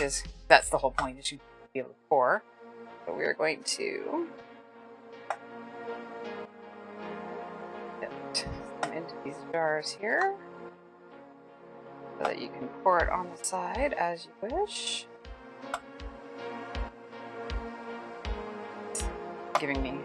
Giving the pie a couple minutes to cool down there so that actually maybe cut a slice. We'll see. See if we could actually manage to extricate some. I have a feeling it should be okay. I guess we'll find out. I'm just really hoping that we don't have a soggy bottom, but I've also never cooked it in this, oh, thanks, Elizabeth. I've never actually used this particular dish before. I have one very similar, but this one is actually new to me, so we're going to caramel into these jars. Try not to get it all over the jars. Also try not to burn your fingers while you're doing it, because stuff is still ridiculously hot.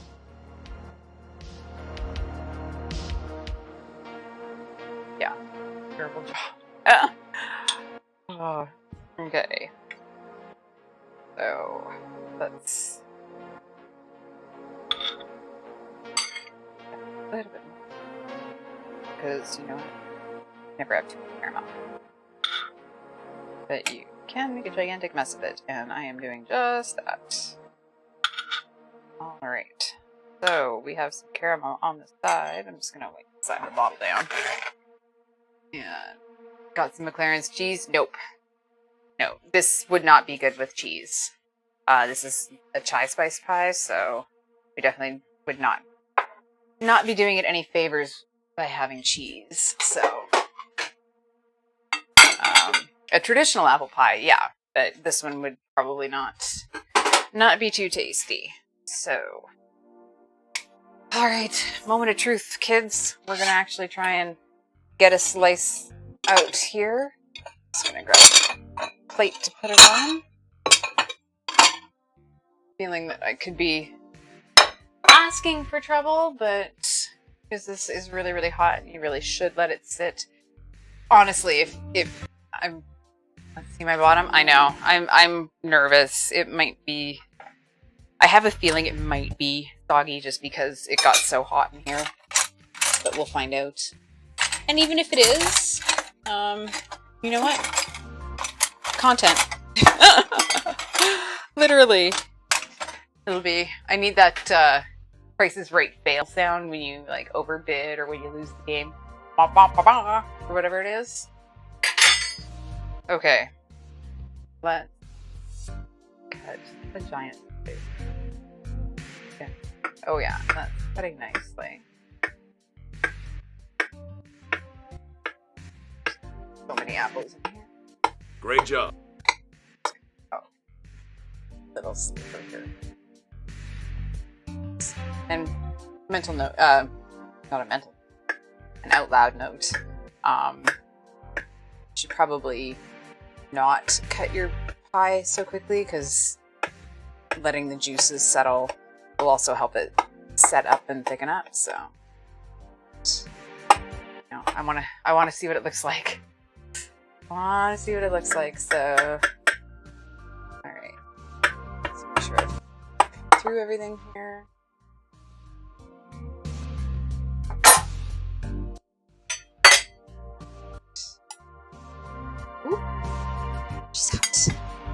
Gee, imagine that. She's hot. She just came out of the oven. Okay, so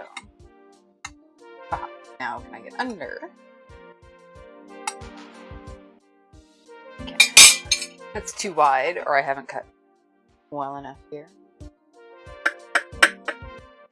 Do that.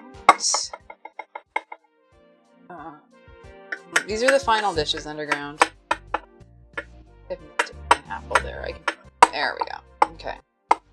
Oh yeah, it's still really liquidy, so it needed time to sit. But I will show you guys what it looks like. And it's just smaller.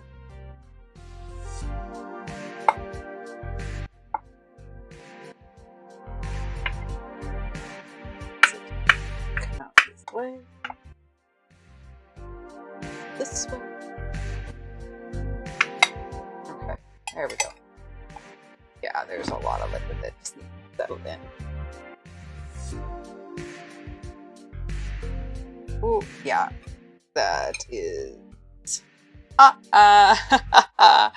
yeah.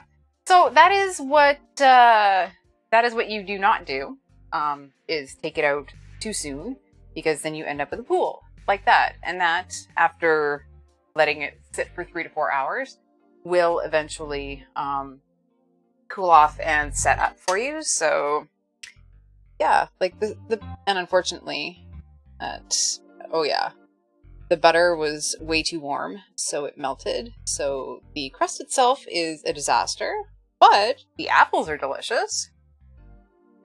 And the top crust is delicious. Yep, that was in fact a disaster. But you know what? We've got caramel, we've got custard, and once we let this set up so that the rest of it can sort of, set, it'll actually be pretty tasty. I'm gonna grab a fork and try the apples. Because, you know what, something had to turn out well from this. Gotta be the apples.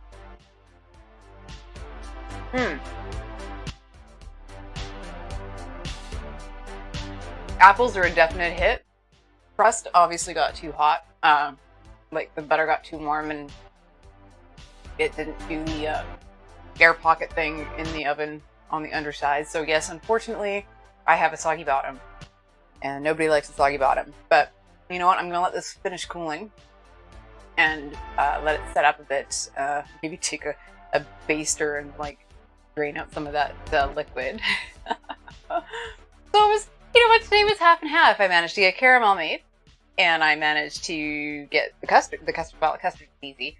The apples are great. The crust is a disaster, but you know what? That's what happens when you flirt with pastry. Sometimes it works, sometimes it doesn't. Today, anything above ground is awesome. Anything below ground, We're not getting into politics here, but that's entirely possible. The crust is really good. But, yeah, no, so, yes, happy July 4th. Oh, well, thank you all so much for coming and hanging out with me and witnessing the Redemption Caramel, which actually I'm pretty impressed with, and it will definitely taste, yeah, true. I'm definitely going to try again, maybe later when it's cooler, and see how that goes. Yeah, no. It's, you know what, the top of the crust turned out pretty well. I'm actually happy with that. And the lattice, considering how scuffed it looked when I was putting it on, actually turned out pretty well. So, yay for that. And the apples are delicious. So, yeah, it was fun. So, thank you all so much for stopping by and keeping me company. Funk and Dad Good. Cat, Tatch, Elizabeth, Underground, the best mod on the planet, when he's not clipping me or posting pictures behind the scenes that are not supposed to be there. And I'm glad I don't pay you if you do things like that to me. I'm joking. Love you. Database, I know they had to leave, and of course Chroma and Retro, they had to leave too, but it was really great to have all of you around, and I really appreciate that. And we are going to raid over to DJ Garrosh. I don't know if I said that right. But yeah, thank you so much for being here, and I will see you guys back here on Thursday. and we're gonna go back to the savory because that seems to be treating me better than apple pie. So happy 4th of July to anyone who's celebrating, and happy belated Canada Day to anybody who's celebrating that. And yeah, I appreciate you. And oh, thank you for the resubs too. That's so sweet, and I really appreciate that. And I am the worst at timing raids. Like, I can see the little. Take care. Thanks, Tat. Have a great week coming up. And yeah, we're going back to Savory on Thursday.